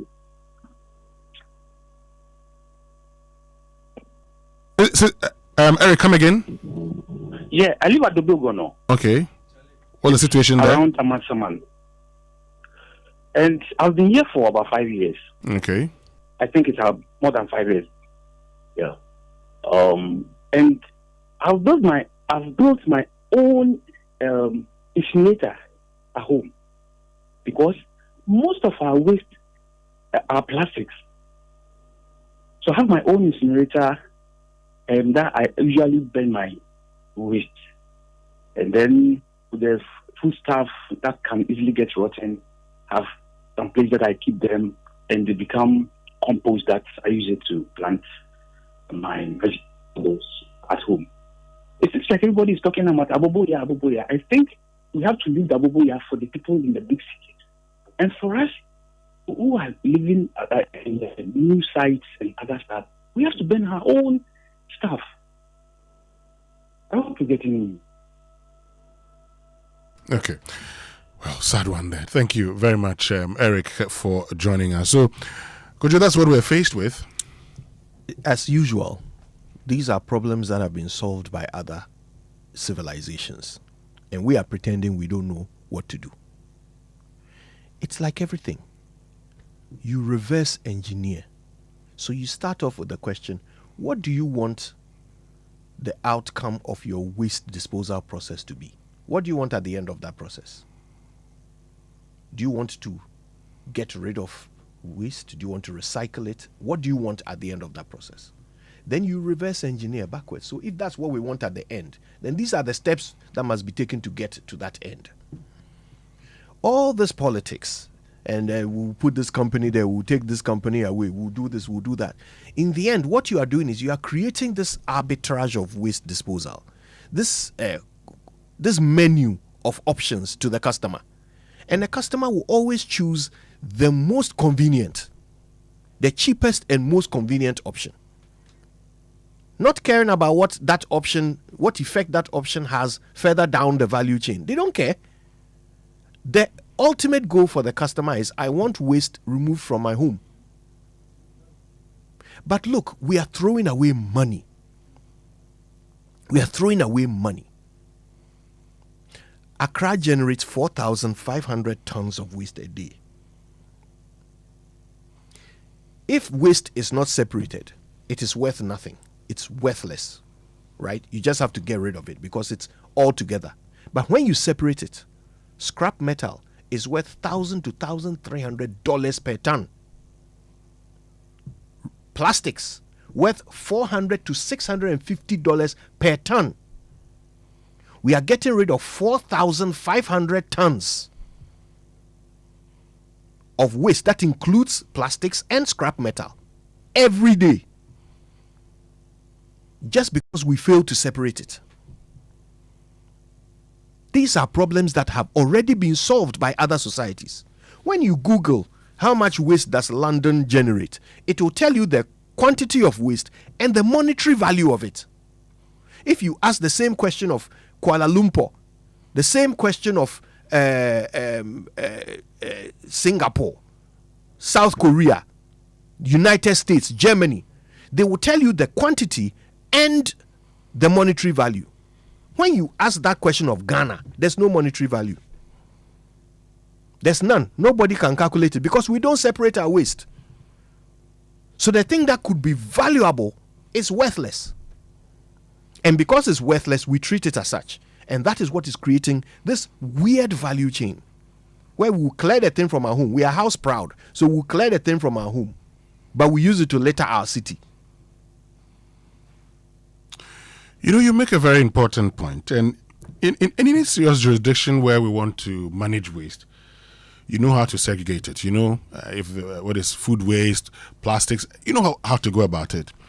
Now, we decided to set up waste management centers where they would now separate it. It's too late by then. Yes. Let's just say we did that because we wanted to create jobs for purposes of analysis. Let's say we did that because we wanted to create jobs. No problem.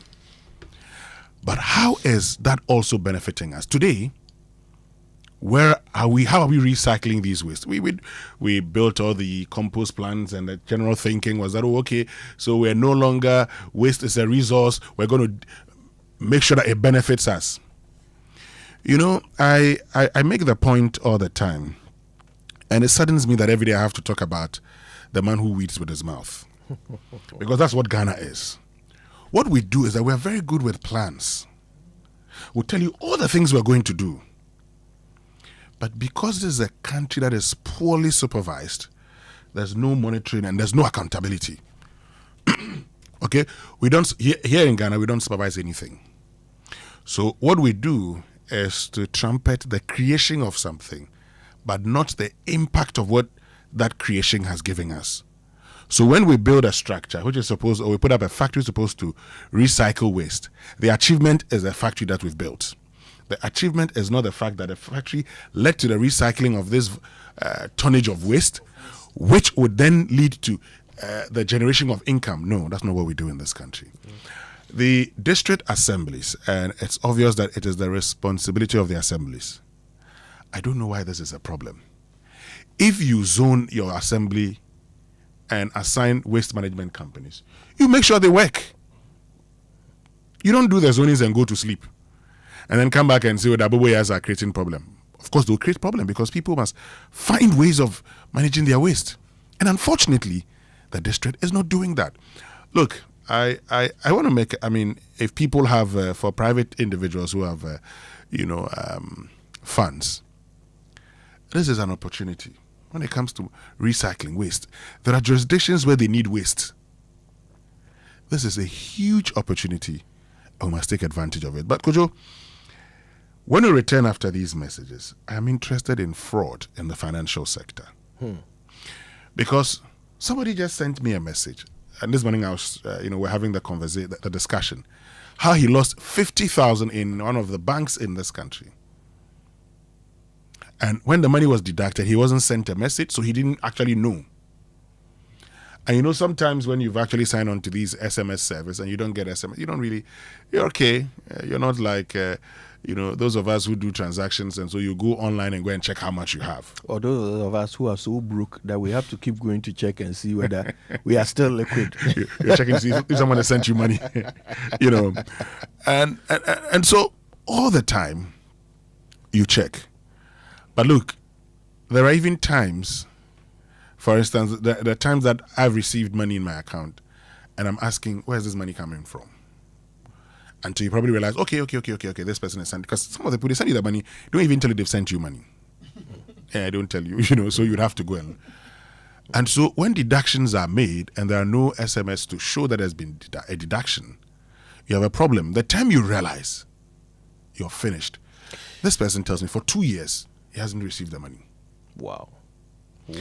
So, what are the forms of fraud within the financial sector? How do we identify them? And payment service providers is an area that these days people use, these electronic payments through our phones. People use those means to defraud a lot of people. I don't know what I've told you this story before. How someone called me that he has sent me 2,700, and so it was a mistake. And I told him I haven't received any message. He says, "Oh no, but I've sent you." I said, "Young man, if you've sent me money and I say I haven't received it, no problem. Call Momo and say you wrongly sent money to me. They will call me. I'll grant them the thing to deduct the money and send it to you." Yeah. Don't worry. Mobile money fraud has doubled over the period. Banking fraud seems to have come down a little bit, but it still happens. And it has doubled in mobile money. And the question is why? I got a phone call from somebody who said that they had accidentally sent me, I think, 3,000 CDs or something like that.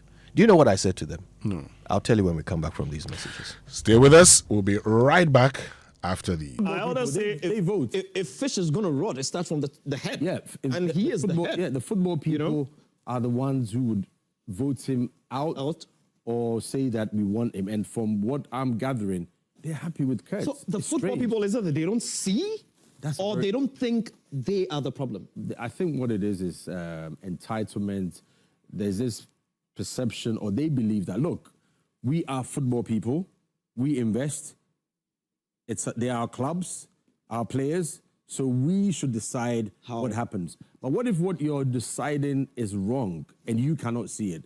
So we need that bird's eye view, we need an independent body somehow to come in there and say, no, this is a limit. We need to change a lot of things about the way we run our football. Otherwise, the vicious cycle will continue. Clearly, we're not doing something right. The aftermath of the floods that affected a lot of the southern coastal part of our country, I deemed it necessary for us to have a national security meeting to discuss the issues arising out of that natural disaster.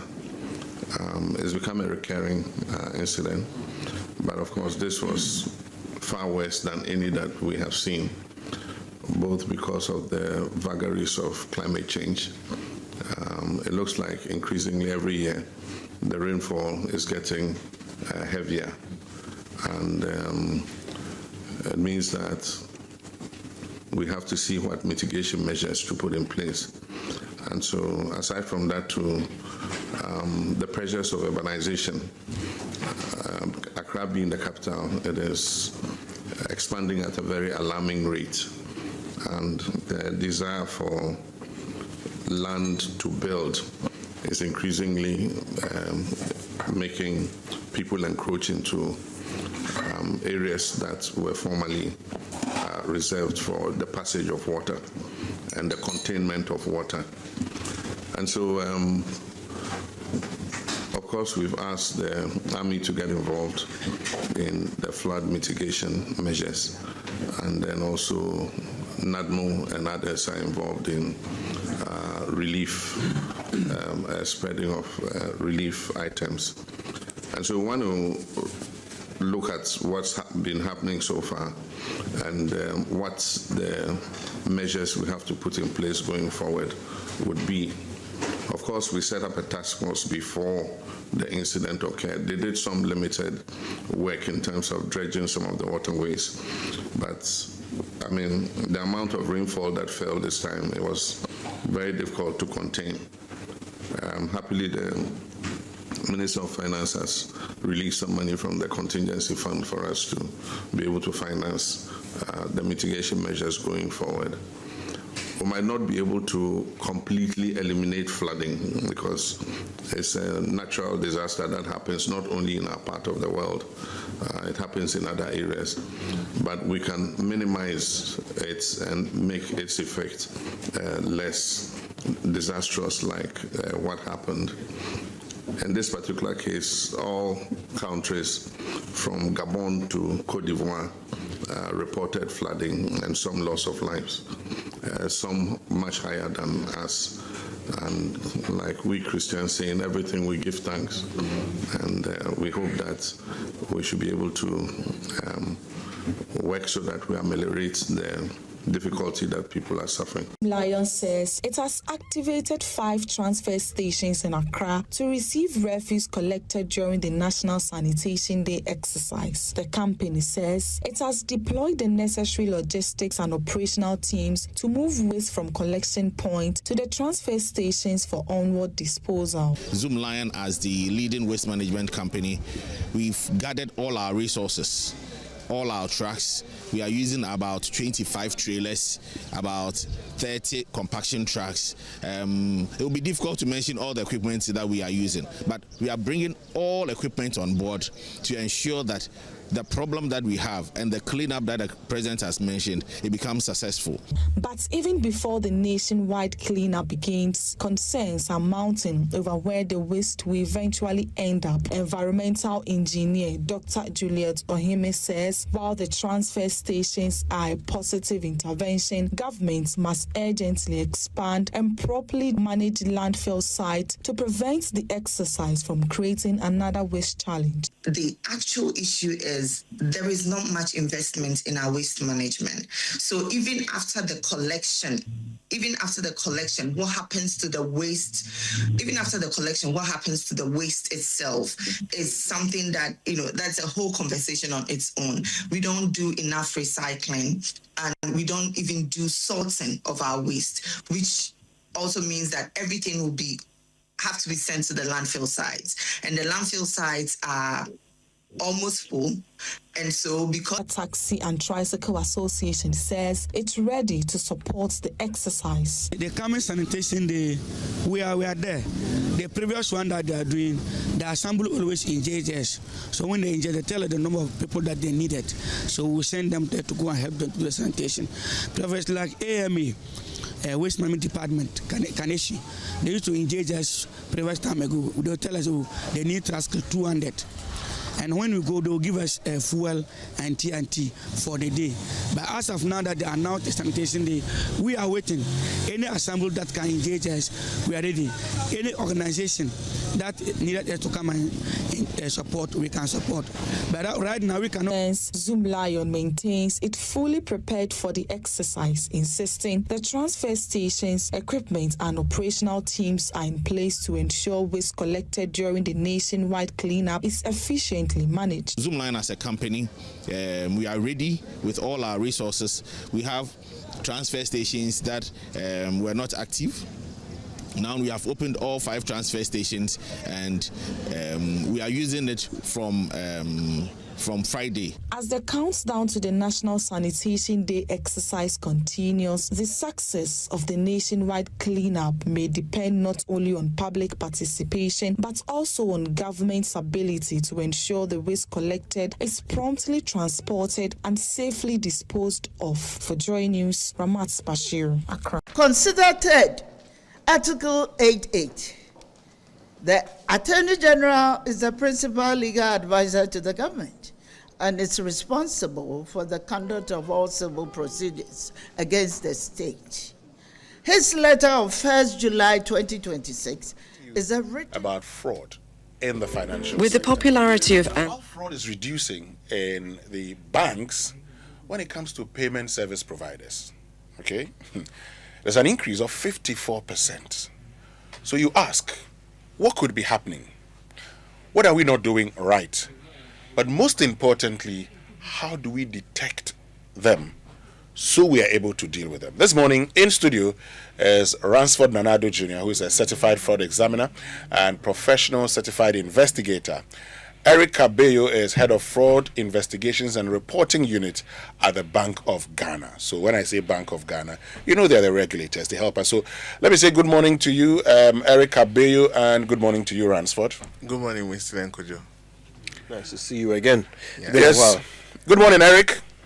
Morning, Kojo. I'm not sure we have Eric on the phone. Good morning, Kojo. Eric, good morning. Good morning, Kojo. Good. So let's start from you, Eric, because you are with the Bank of Ghana. Help us understand what the situation was in 2025 in relation to fraud in the financial sector. Thank you very much, and good morning to all your listeners. Good morning to Rapport. Good morning, my brother. How are you? I'm doing well, sir. Okay, so as we see in the report, we have seen some progress in the bank side, and that's the commercial banks. We've seen some reduction or some decline in the count of fraud and as well as the value of fraud. We also see some decline in the count of fraud at the SDI sector, the specialized deposit taking institution sector. The only challenge we have is the payment service providers. That is where we see an increase in count and then value. So from the analysis, I must say the banks are doing a lot. They are putting a lot of controls, and we are happy with what we are seeing. And it also shows that our supervisory and regulatory measures are also working. But we need to do more so we can bring down the numbers. When you look at the value at risk for the banks, it was just one outlier that pushed the value to that amount. Without that, we would have seen a drastic reduction in the value.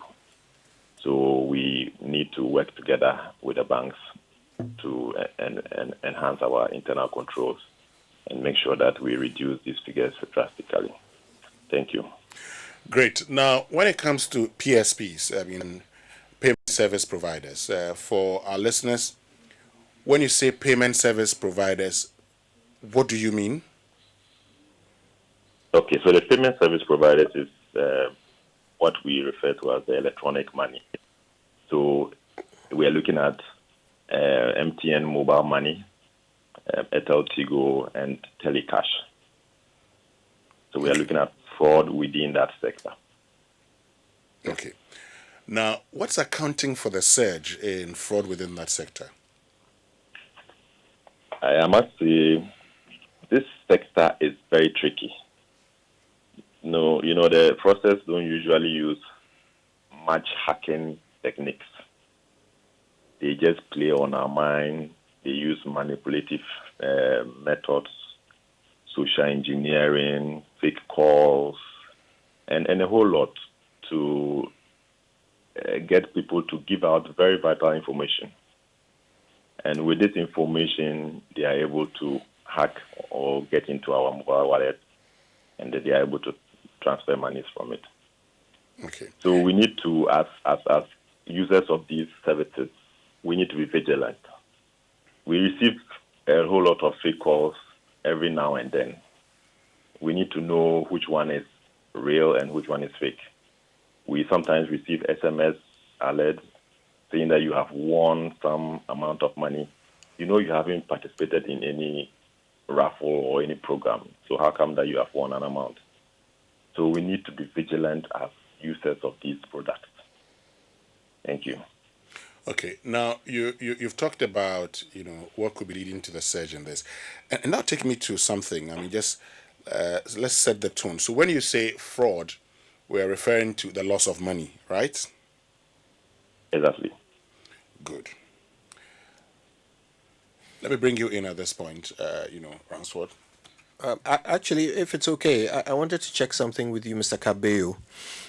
The analysts are saying that your report tells two stories when it comes to the banking sector.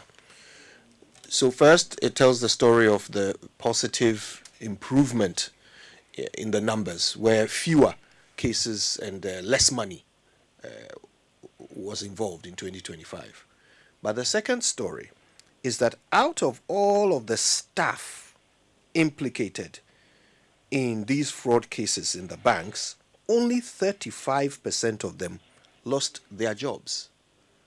As the regulator, how do you explain this? Thank you for your question.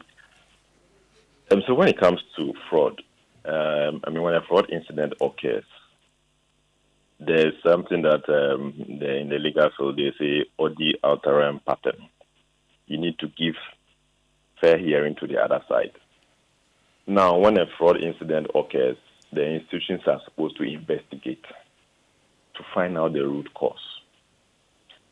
So it's not in all cases that you have these staff implicated. These staff have not directly benefited from the fraud incident in terms of monetary value. Some were due to certain form of negligence, which got them implicated. And so upon the investigation and going to the disciplinary committee, there would be some sanctions that will be meted out and not necessarily a dismissal. That is how come we have some 75% have been dismissed out of that total number. Thank you. There are some who might argue that in a sector as sensitive as the banking sector, your standards should be so high that this sort of negligence should result in you losing your job. We shouldn't, it doesn't instill a lot of confidence in the customer to think that there are people working in the bank today who can be so negligent as to cost people their savings, their life savings, and their deposits. Shouldn't they actually lose their jobs even if they didn't benefit, but were the cause of the fraud because of negligence? Yes, that's true. But it's based on a case-by-case basis. It depends on whatever comes out of the investigation of that particular incident. So we cannot conclude that they were negligent and therefore they should be dismissed. Well, what we do know is that 35% of the 100% of staff implicated, 35% lost their jobs. 65% didn't lose their jobs.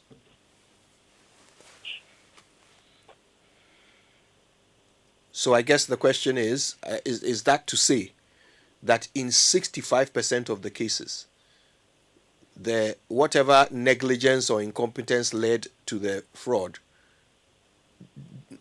should not amount to them losing their jobs? Yes, but you should know that this is also a process.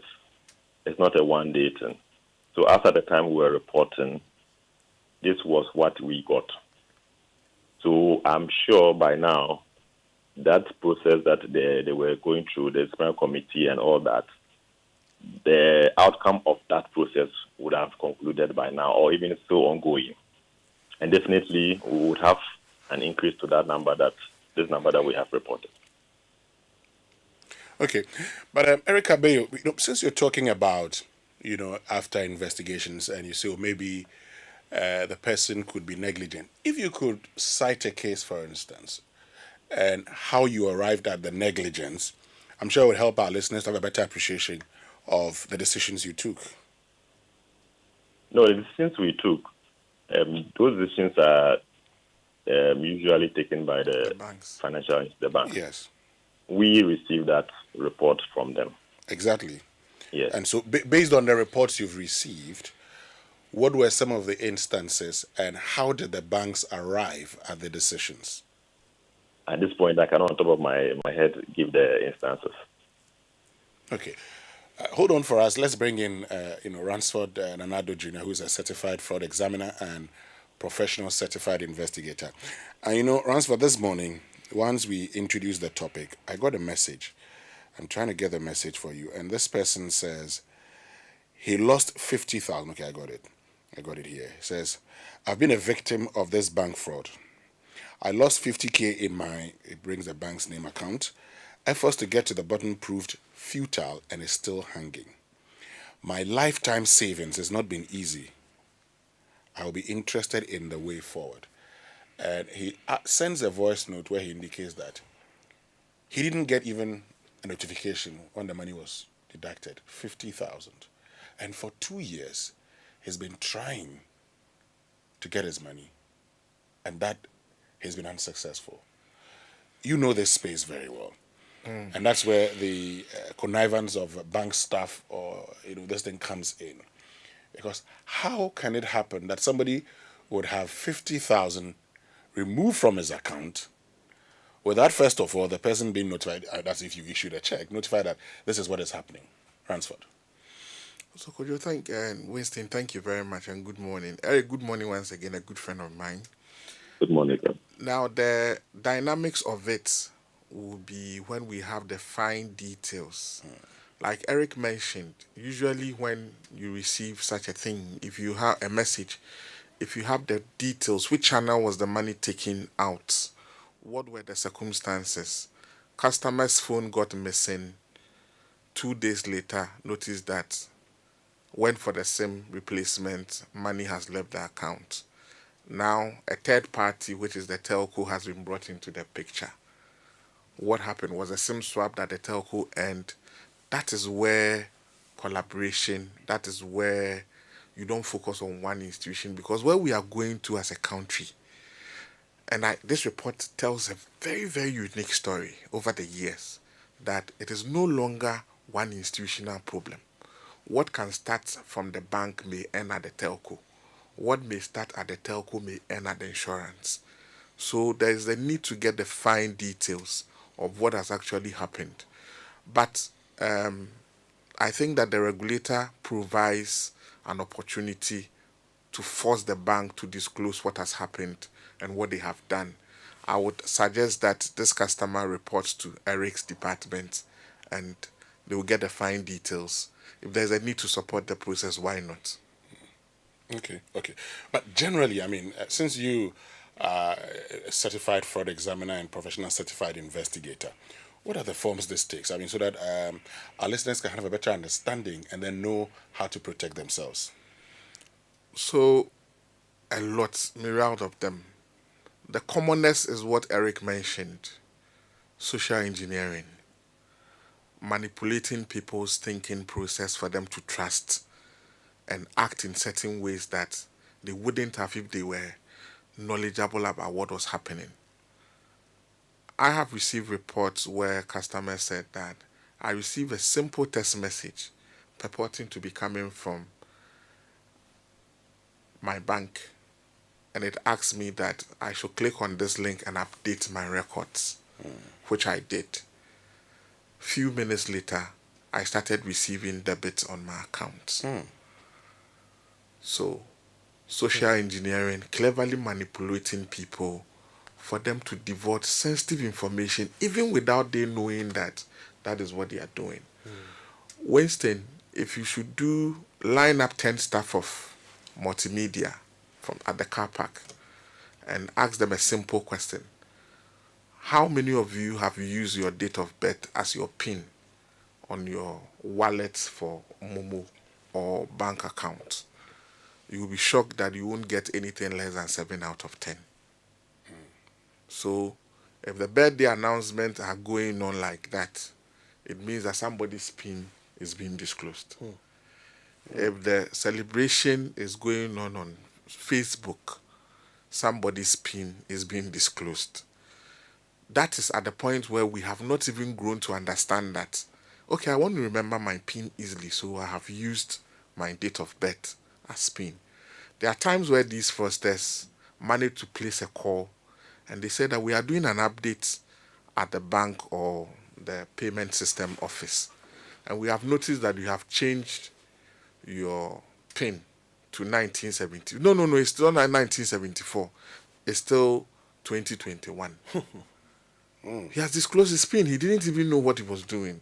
So the act of cleverly manipulating people to divulge sensitive information is the bane and one of the top risks that we encounter within this country as people who have trained to fight crime. No matter the level of technology that you put in place, that you have given a one-time password to a customer, and a fraudster calls and says that we are giving loans at very cheap rate, 1%. We are processing your loan right now, and we have sent you a 6-digit code. Mention them to us.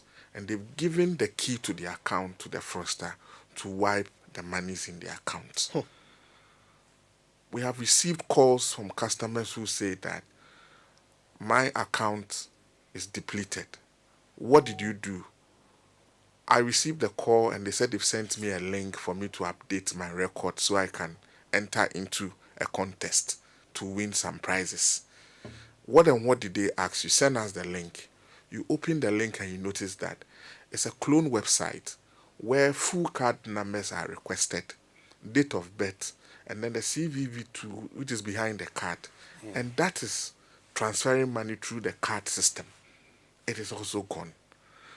Now, within banking, it has become very clear that the banker or the bank has a role to play, the regulator has a role to play, the customer has a role to play.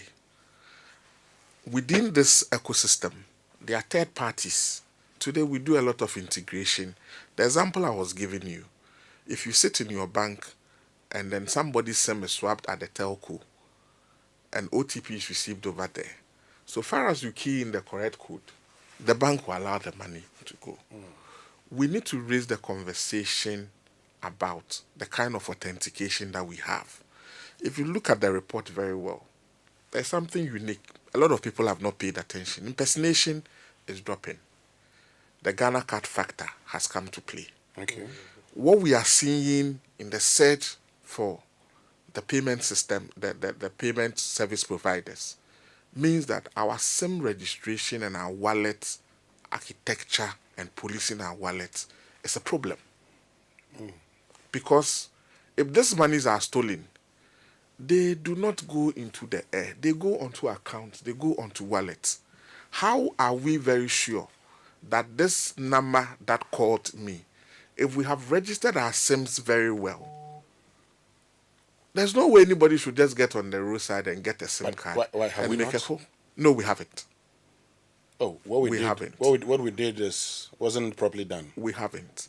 Today, there are people who are holding SIM cards that the names that are on the SIM card, they don't even know them. So, if these wallets, and if you look at some of the reports, and you look at the frequency of the transfers to these wallets, by the time you go and check the registration, even the individuals whose names have been used to register the wallet have no idea. So this is what we have done. We have a very good system called Ghana Card, and we have utilized just about 30% of what it can do. So in the environment like the banks, where the Ghana Card has become a compulsory authentication, that if you come and you want to withdraw money, we need to do the biometrics, put your fingers on the system and verify that the card that we have, the picture on it, this is the human being. There are three forms of validations, and if you like, authentications. Best among them is biometric. And people are holding the Ghana card, just showing the faces on it. But anybody can put anybody's picture on it and say, oh, he showed me Ghana card.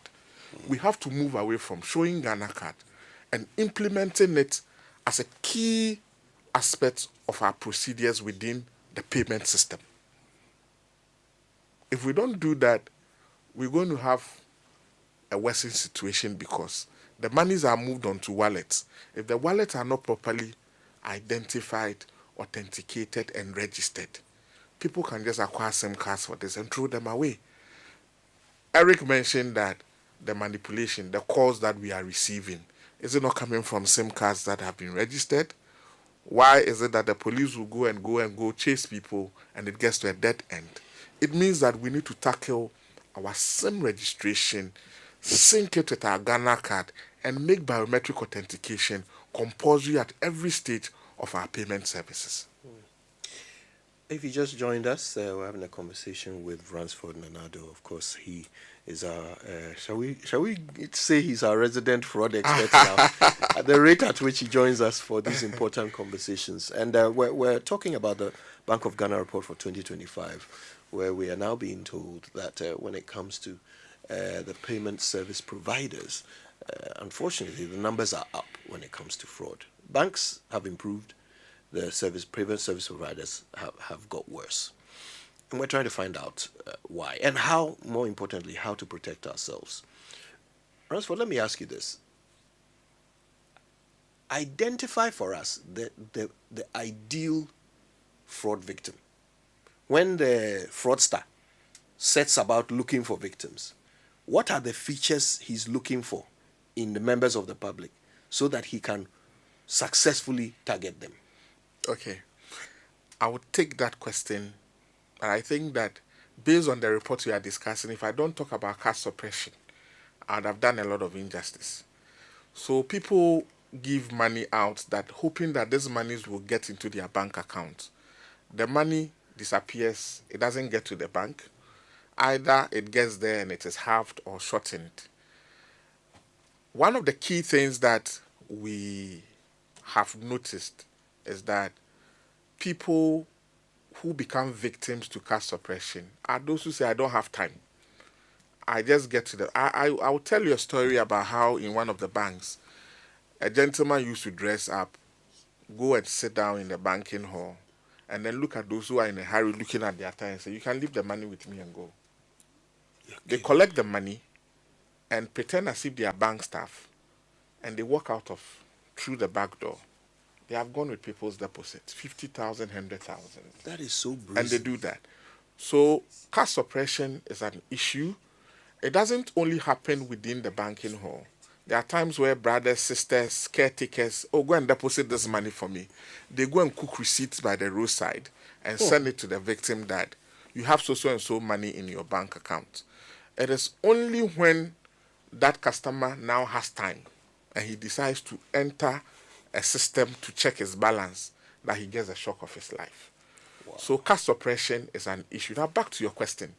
I mentioned that those who do not have time, those who are always in a hurry to either click things, those who panic, the fraudster does three things.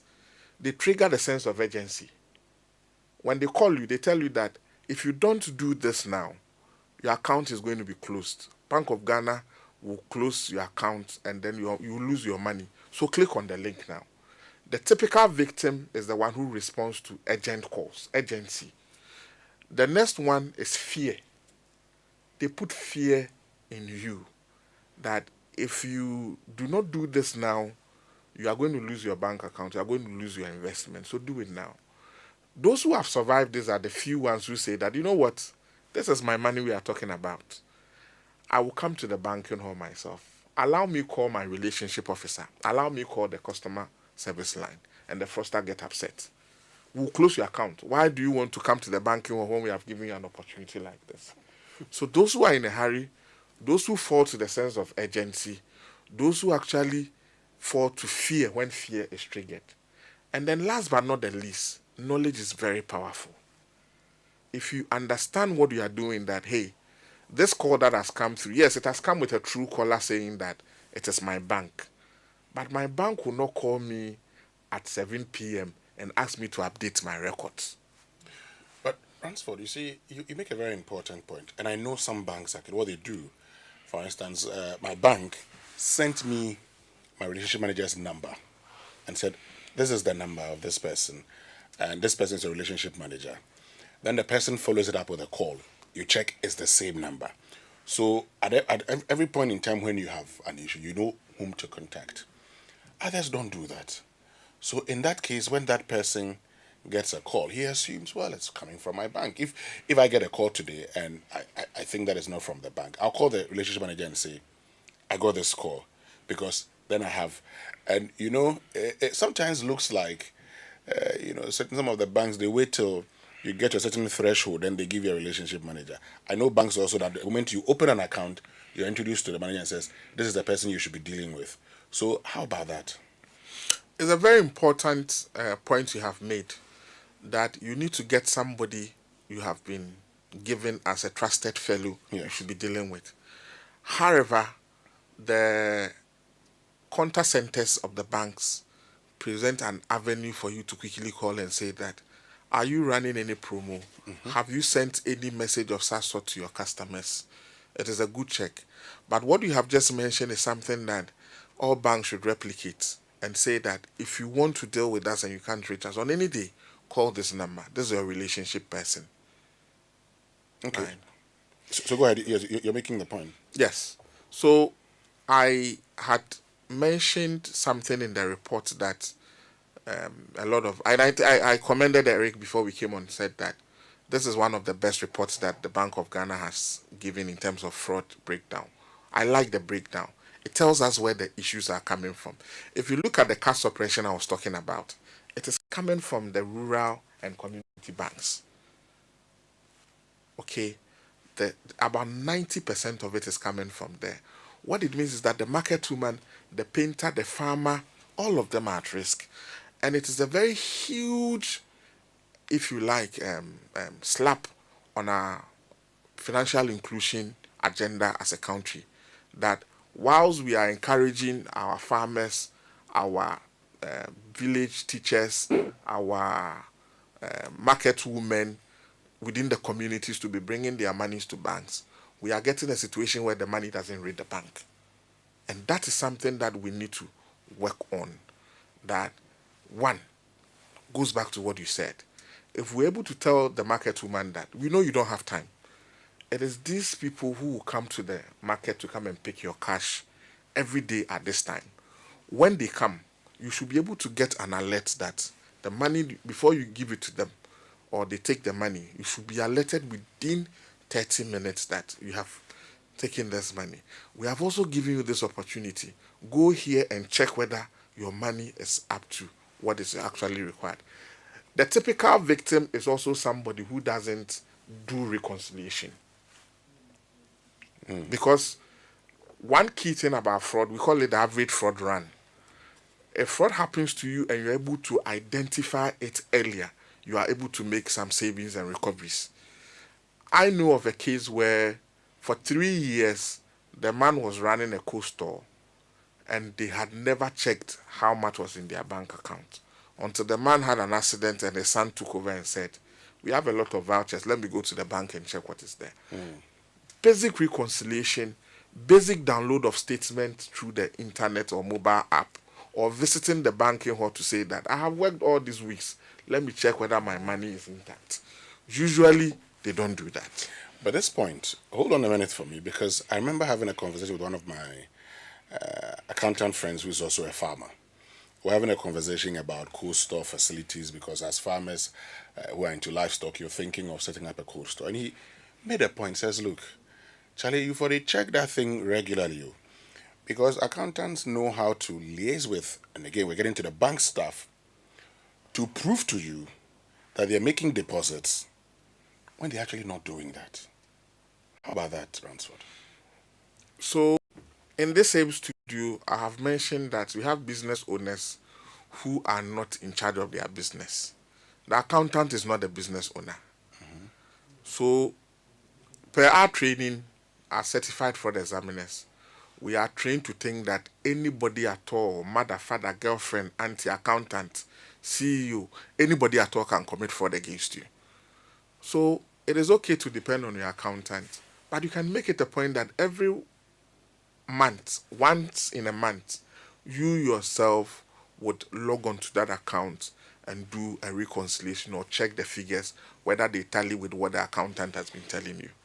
Because, yes, we have seen collusion between account officers and relationship officers in banks. And it is very deadly because, one, the business owner thinks that the bank staff is an angel. The bank staff is not an angel. We have several factors that can push people to do things that they shouldn't even do. He can be an angel today, tomorrow. That is why you need to put controls around it. Yes, even if the bank staff has told you, it's just one person. What you need to do is the bank has given you platforms. The bank has given you contact numbers. You should be able to bypass the relationship officer once in a while to say that I want you to check this.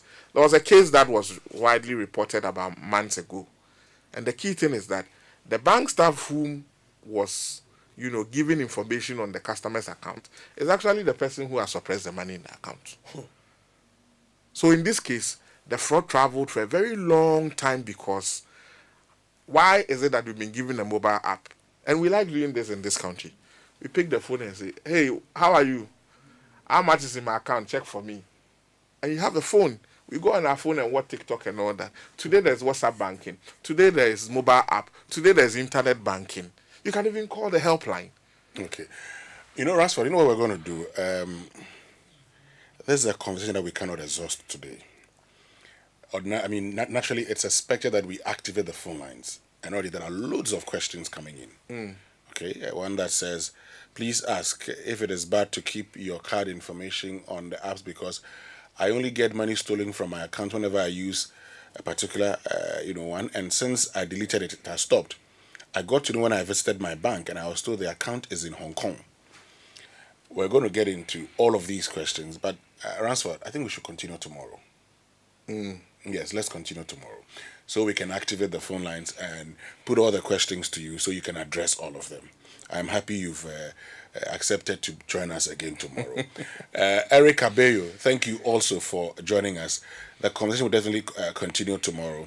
And so, folks, we'll get all your questions answered. And as Ransford indicated, make it brief and also provide all the information so he can actually help you. Thank you very much, Ransford Nanado Jr., who's a certified fraud examiner and professional certified investigator. He joined us in studio. You also heard from Eric Abeyo, who's head of fraud investigations and reporting unit at the Bank of Ghana. Stay with us. We'll be right back. Joy 99.7 FM. Are you ready to stand in a gap? When the people gather and wait on the Lord, revival is inevitable. Empowerment Worship Center presents Stand in a Gap, 72 hours of non-stop prayer, dubbed Revive Thy Works. Join us from the 9th to the 12th of July, 2026, 6 p.m. at EWC Prayer Factory, Jolu, next to Allied High. Leading this charge is our global pastor, Gideon Danso, with anointed ministers of God, Ben Doku, Ampia Kofi, John Hanna, William McDowell, Matthew Thompson, Regan Donofio, Nathaniel Bassi, Victoria Orenzi, Sumisola Agbebi, Dave Bell, Joe Meto, Ankalato, EWC Live, and Photo of Live. At Stand in the Gap 2026, dry bones will live again, burdens will be lifted, and the heavens will open. Don't come alone, bring everyone. We have free transportation. For more information, contact 055-100,002. There's a miracle with your name on it. Stand in the Gap 2026, brought to you by the Empowerment Worship Center. Remember, once we start, we don't stop. Admission of failure on both fronts. As the officer responsible for civil proceedings against the state, he presided over litigation in which a constitutional fund of the Republic was attached, and there's no indication that the attachment was resisted or that any application was made to discharge it. As principal legal advisor, when the moment came to counsel lawfully, should he fail to do the honorable thing, we call on the President, who swore an oath to preserve, protect, and defend this Constitution, to relieve him of office without delay. The minority accordingly demands, first, the Attorney General and the Minister for Finance appear before Parliament without delay to lay before the House the Ganeshe order, the full record of the suit that produced the judgment debt, the letter of 1st July 2026, and every correspondence exchanged among the Attorney General, the Ministry of Finance, the Controller and Accountant General, and the Bank of Ghana concerning the attachment, the directives, and the withdrawal. Second, that the Governor of Bank of Ghana state publicly whether the bank declined to give effect to the Attorney General's directive, from which account the 350 million cedis was in fact released and on whose instruction. Third, the Auditor General immediately conduct a special audit of the flood response disbursement from source to destination and report to Parliament. Fourth, the Attorney General resign or be removed from office. The minority further serves notice. Should candid answers not be forthcoming, we shall pursue every parliamentary and legal avenue available to us, including motion for a full-scale parliamentary inquiry and recourse to the Supreme Court for the enforcement of the Constitution under Article 2 and 130. The Ministry of Finance subsequently announced that the 350 million cedis had been released, while the court process remained unresolved. The unavoidable question, therefore, is how did the money move? One conclusion is difficult to escape. If the contingency fund remained under attachment and could not lawfully be assessed, then the emergency disbursement could only have proceeded through another public account. In other words, when the approved source became unavailable, an alternative source appears to have been used.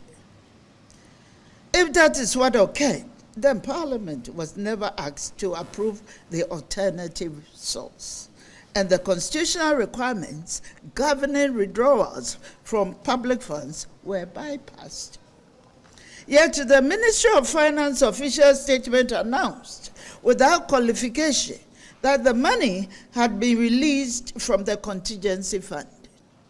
If the funds were in fact drawn from another account, then that statement did not accurately reflect what transpired. If the 350 million was drawn from any account other than the contingency fund, then the approval Parliament granted was never executed. The withdrawal that was executed was never approved. And the Constitution and the Public Financial Management Act 2016, Act 921, which criminalizes unauthorized withdrawals of public funds, have been violated in broad daylight. Let's start by giving me your general... It's in partnership with Hubtel, and it's called The Trust Crisis. Okay, the idea is to answer the question, why is fraud holding back Ghana's digital economy? It's happening on the 22nd of July at 8 p.m. live on Joy 99.7 FM, as well as the Joy News channel. Got some great speakers, Godwin Tamaklo, Stephen Kojo Seshi, Ebenezer Bafo. We'll also hear from Professor Godfred Bokpin, John Ewa, and of course Elhanan Uriku Asari. Very, very erudite panel to discuss this issue. And that's on the 22nd of July. 22nd of July. Yeah. Great. 8 p.m. Great. But you know what? If going green is not just about saving the planet, it can save you real money. Install solar panels and cut down your power cost. Get an electric vehicle and reduce what you spend getting around. Switch to energy efficient equipment and lower the cost of running your home or business. And the best part, Absa Bank can help you finance all of it. The Absa Green Finance Loan gives you what you need to make it happen. Walk into any Absa branch, ask about the Green Finance Loan today, and say yes to a greener tomorrow. Terms and conditions apply. Absa Bank reminds you to shine your eye to avoid being scammed. Your story matters, Absa. And the CompuGhana Go Rush season is here. You know the World Cup fever is on and everyone is getting excited. CompuGhana says the match shouldn't just be on the pitch. You can bring the stadium experience home, and this is the time to buy your crystal clear TV, sound bars, home theaters, smartphones, laptops, projectors, and more at unbeatable prices. Remember, this isn't just a discount sale. It's a chance to win a 100-inch 4K smart TV, cash laptops, phones, and other amazing prizes when you spend 1,000 cedis or more. Rush to any CompuGhana showroom or shop online at CompuGhana.com. Call 0302752020 or WhatsApp 0243143143. CompuGhana Go Rush season, the ultimate football experience. But you know what? Life doesn't stand still for you. It doesn't also wait for you to be prepared. It just moves. And the best you can do for yourself is to prepare for life instead. Well, you're asking how? A flexible policy like the Old Mutual Legacy Transition Plan to help build a legacy that offers you a cover of up to 300,000 Ghana cedis with no underwriting, greater flexibility, with no limits to the lives you can cover up to age 80, and an uninterrupted cover, no lapse, enabling you to secure what matters most in the simplest of ways. You also get to enjoy the flexibility to update your cover every 5 years. Exciting, right? Now dial *378 *3# to request a call for the Old Mutual Legacy Transition Plan today, and let's get you a plan that works for you and your family. Old Mutual do great things every day. And this July, from the 16th to the 17th of July 2026, Ghana will host global energy leaders and experts at the Ghana Energy Petroleum Conference, GIPCON 2026, under the theme, Building a Resilient Downstream Policy, Innovation and Investment for Growth. The special guest of honor is the President of the Republic, John Dramani Mahama. Speakers include Dr. John Jinapor, Minister of Energy and Green Transition, Godwin Tamaklo, who is CEO of the National Petroleum Authority, and Dr. Patrick Ofori, CEO of the Chamber of Bulk Oil Distributors and Dr. Rivers Ngopong, CEO of the Chamber of Oil Marketing Companies. It's from the 16th to the 17th of July, 8 a.m. each day at the Palms Convention Center, La Palm Royal Beach Hotel. This event to be climaxed with a downstream awards and gala night happening on the 18th of July at 6 p.m. at Kempinski Gold Coast Hotel, Accra. Register now at gipcon, GHIPCON.com, or call 0558 223678.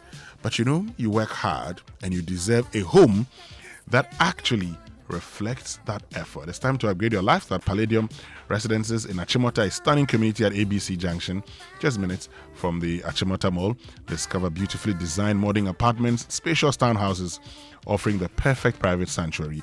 Plus, enjoy unmatched amenities like a premium clubhouse, a fully equipped gym, and an incredible on-site hotel. Move fast. During this limited launch phase, you can secure your dream home with just a 10% deposit, and book early for exclusive pricing, priority unit selection, and highly flexible payment options. Book your private site tour today. Call now on 0509 823 424. That's 0509 823 424. Palladium Residences. Live smart, invest better. But Kojo, life can be very loud. And the last thing you need is a phone call about a massive hospital bill. What if you could turn down the volume on life's biggest stresses with just one decision? With Eden Care, all that noise just stops. Eden Care is a dedicated individual and family insurance plan that combines everyday accessibility with the trust and experience of a proven health insurer. Think of it as your personal caregiver. We step in to handle the medical bill so you can breathe easily. When the world gets loud, Eden Care provides a guarding of peace and the best health cover when things get hard. So don't wait for noise to drown you.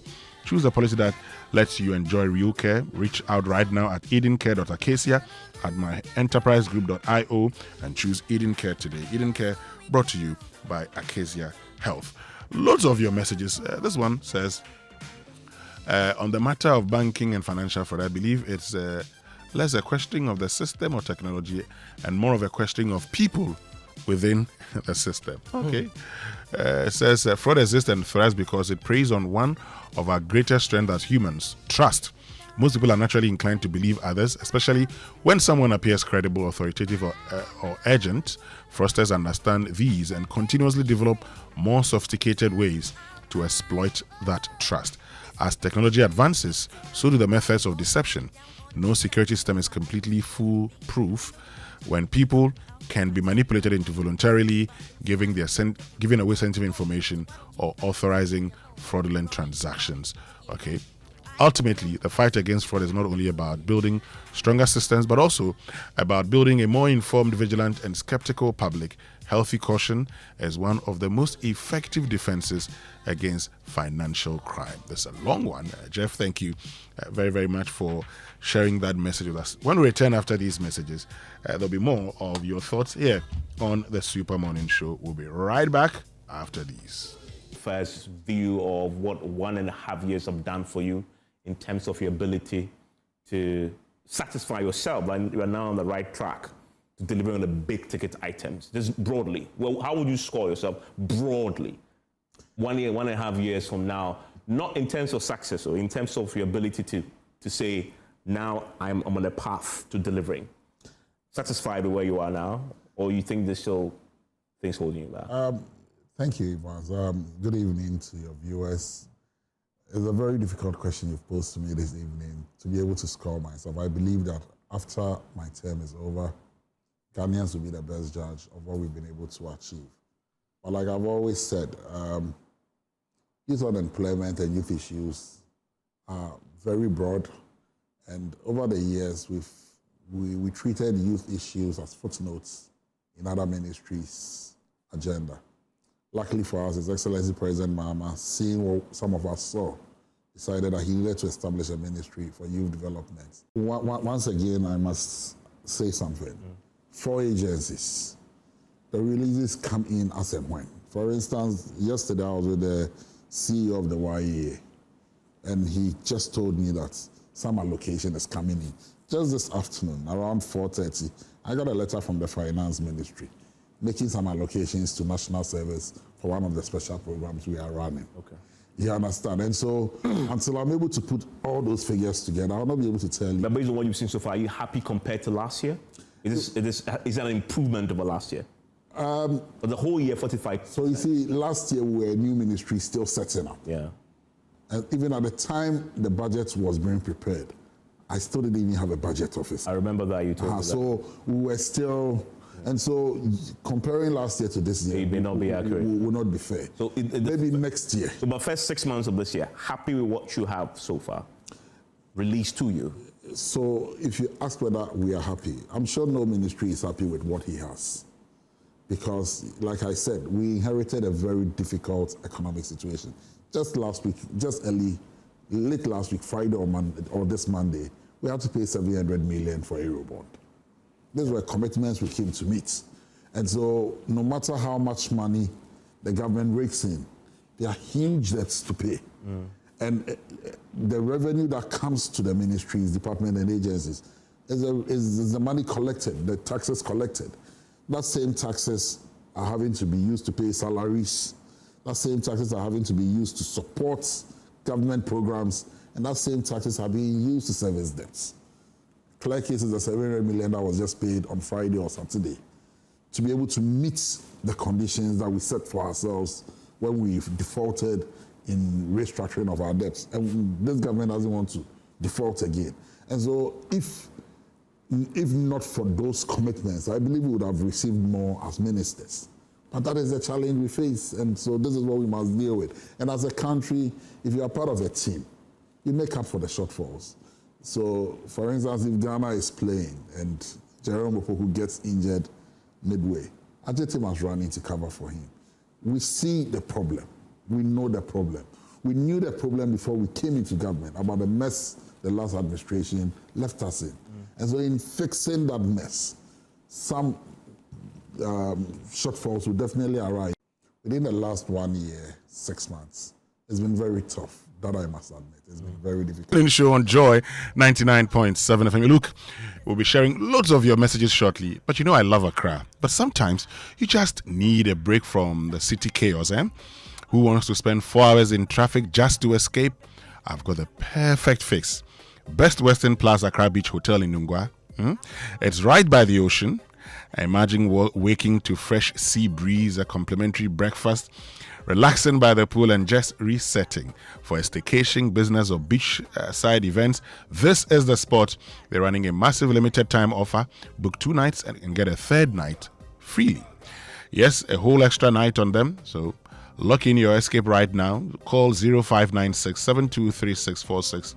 That's 0596 723646, or visit bestwesternplusaccra.com. Best Western Plus Accra Beach Hotel, your escape closer than you think. But you know, sometimes all you need is the right vibe and the right snack. When the conversation gets awkward, all you're looking for is a reason to get a little closer. Bring out a pack of Munchie chocolate chip cookies, one crunchy bite, and suddenly everyone is smiling. It's chocolatey, it's crunchy, and it's perfect for sharing or keeping all to yourself if you're not ready to share just yet. So whether it's school break, hangouts, or those sweet new friendships, make it better with Munchie chocolate chip cookies. Munchie, start the moments that matter with a crunch of chocolatey joy.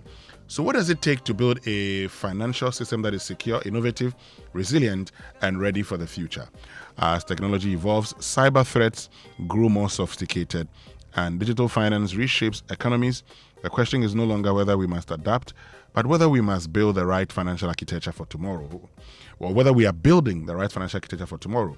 Join the National Banking College in partnership with Sika Financial Group at the Financial Architecture Summit 2026. Hear from the Governor of the Bank of Ghana, the Minister of Communications, Digital Technology and Innovations, and other industry leaders. Explore cyber security, digital finance, artificial intelligence, fintech innovation, financial inclusion, risk management, and sustainable growth. It's on the 15th of July 2026 at La Palm Royal Beach Hotel, Accra. Call 0248 362786 or 0244 210229 to participate or sponsor.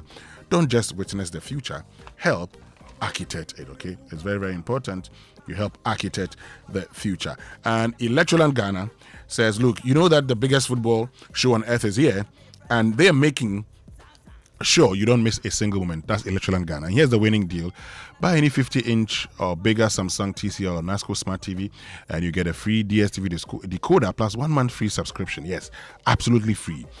Free subscription in the World Cup, live in stunning picture quality right in your living room. And that's not all. Enjoy fantastic discounts and a free Zappa decoder to complete your home entertainment. So whether you're backing the Black Stars or, well, the Black Stars not anymore, so whether you're backing Argentina or England or your favorite team, make sure you're match day ready. Hurry to any Electroland showroom nationwide or your nearest authorized dealer today. Promotion valid while stock lasts. Terms and conditions apply. Call 0503159739 for details or visit Electroland Ghana. Electroland Ghana, bring the World Cup home. But if you're trading in agriculture, commodities, storing of grains, or moving money in Africa's agri-space, there's one name you need to know. GCX is that's the Ghana Commodity Exchange. Now, the Ghana Commodity Exchange brings buyers and sellers together on a secure trading platform so you get transparent prices and fair deals. If you need storage for agricultural produce, the GCX's certified warehouses will help keep your maize, soya, rice, and more safe, graded and ready for the market. And here's the kicker. The GCX also unlocks financial services. That means warehouse receipts of goods stored in GCX warehouses can be used as collateral to access finance from designated financial institutions. So trade, storage, financing, all in one place. That's GCX, powering Africa's commodity markets. Learn more at gcx.com.gh. But if you're running a business, office, or working in the creative industry, listen, it's time to upgrade your print game. Welcome to the future of printing with Konica Minolta, proudly powered by SkySat Technologies. We're talking unmatched performance, whether you need sleek all-in-one machines, professional systems, or heavy-duty production powerhouses. SkySat has got you covered. Right now, SkySat is giving 1 entire year of free servicing on all Konica Minolta machines. That's 12 months of expert maintenance for new and existing customers. Get a live demonstration at their new VIP print center at Pegasus Place, Airport Residential Area. Call 05016 45180 or 0302 798 829. That's 05016 45180 or 0302 798 829. SkyStar Technologies, performance that delivers every time.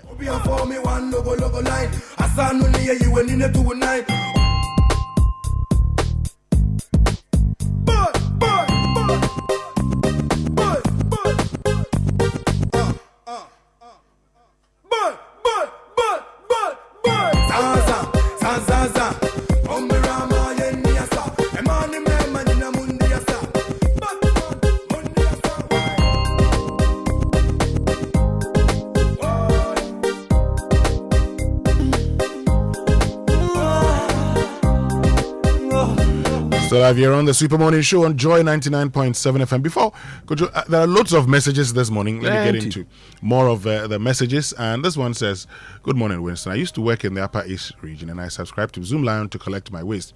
I was paying for this service monthly without fail, yet always I had to fight them because they come to collect before they come to collect my waste. To the extent that sometimes the supervisor had to come and collect the waste himself. Eventually I had to cancel my subscription and resort to burning it. From my experience, the waste management companies are inefficient. This one says the waste collection companies don't show up. Collection company Abubuya is very effective in my area, Community 25, and that is from Frank. Thank you very much, Frank. So there you have it. The people that are being paid are just not doing the right thing. I'll get back to you so you tell us, how you responded to that fraudster. But before you do that, look, Agromonti wants you to stop the back-breaking work of hand weeding and switch to the Selector herbicide. The selective weed control solution, specially formulated for maize, controls both grassy and broad-leaved weeds, effective as both a pre-emergence and post-emergence herbicide. Tough on weeds, gentle on maize, promotes a cleaner, healthier, and more productive farm. Look, so choose Selector herbicide for superior weed control. For bulk purchase, call them on 0243 462023 or 0249 139646. Agromonti, we understand agriculture. Hey, missed passes, bad referee decisions. We all feel the heat when our team drops points. But parents, while we stress over football, what's the game plan for the kids at home? Don't let grades suffer. Ensure a straight win this academic season with curriculum-aligned textbooks and interactive tools from Pegasus Publishing, okay? From preschool to senior high school, we have the exact tactical formation they need to, ace their classes, because it's World Cup season. Pegasus is giving a massive 20% off every single book. Parents, don't drop points. Call 0595 010 175. I like this. Don't drop points, 0595 010 175, or dash to Pegasus Publishing in Accra, Newtown, right opposite Total Energies. Call now for free delivery in Accra. Pegasus, shaping minds, winning futures. But Ghana, are you ready for the biggest football festival on earth? Because the Electoral Ghana Soccer promotion is officially on, with massive discounts, amazing freebies, and big winning opportunities. This World Cup season, bring the stadium right into your living room with stunning smart TVs from Samsung, TCL, and NASCO, starting from just 699 Ghana cedis. Feel every goal, every save, every celebration in crystal clear picture quality, like your life at the stadium. And that's not all. Upgrade your home with incredible deals on air conditioners, air coolers, refrigerators, chest freezers, washing machines, microwaves, air fryers, blenders, water dispensers, small kitchen appliances, and so much more from trusted brands like Samsung, TCL Media, and NASCO. Plus, every purchase gives you the chance to enter the exciting Achedia Kese raffle for even bigger rewards. Visit all Electroland Ghana showrooms nationwide and authorized dealer shops across Ghana today. Call 0503 159 739 or 0502 989 894 or visit electrolandgh.com. Electroland Ghana, bringing the stadium home. But sometimes the big moments start with small things: a call to a loved one, Momo transaction to support a family, and a bundle to grow your business. But what if they could lead to something bigger than you ever imagined? With the MTN at 30 promo, every call, every text, every browse, every Momo transaction, every connection to home fiber, and every activity on the My MTN app earns you points towards amazing rewards, including 9 brand new Toyota Land Cruiser Prados, over 10 million Ghana cedis in cash prize, and unforgettable experiences just for you. Because every move counts. Dial *530# or use My MTN app to participate now, and let's stay connected everywhere you go. MTN at 30 promo, make every move count. Terms and conditions apply. But if you need to upgrade your workspace or restock your essentials, Kingdom Books has something special just for you. It's the Kingdom Books yard sales. You get big discounts up to 70%. Visit the Kingdom Books office at Osu, 9 a.m. to 5 p.m. daily. Kingdom Books yard sales. Shop smart, save big. Call them on 0501 401 050 or 0244 311 955. Still live here on the Super Morning Show.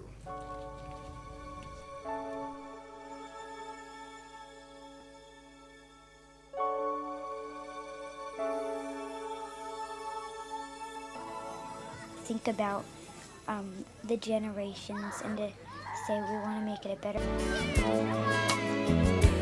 There's a place in your heart, and I know that it is love. And this place is much brighter than tomorrow. And if you really try, you'll find there's no need to cry. In this place, you feel there's no hurt or sorrow.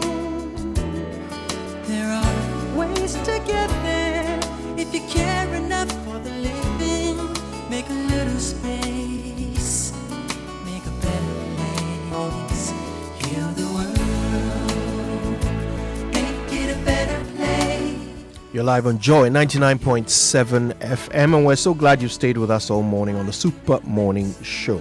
And here on Joy, what matters to you matters to us, which is why we have launched the Accra Flood Relief Appeal. This is how we want to help the victims of the horrible flash floods that happened a couple of weeks ago to rebuild their lives. Accra was really devastated when that happened, and there are people who are still attempting to put the pieces back together, and it is not easy for them. People have lost everything, and they find themselves destitute, and they are desperately in need of your help. So whatever you can give, whether it's non-perishable foods or drinking water, clothes, both children's clothes and adults, as well as toiletries, medical supplies, mosquito nets, mattresses, blankets, beddings, anything at all that would be a relief to a person who has lost everything.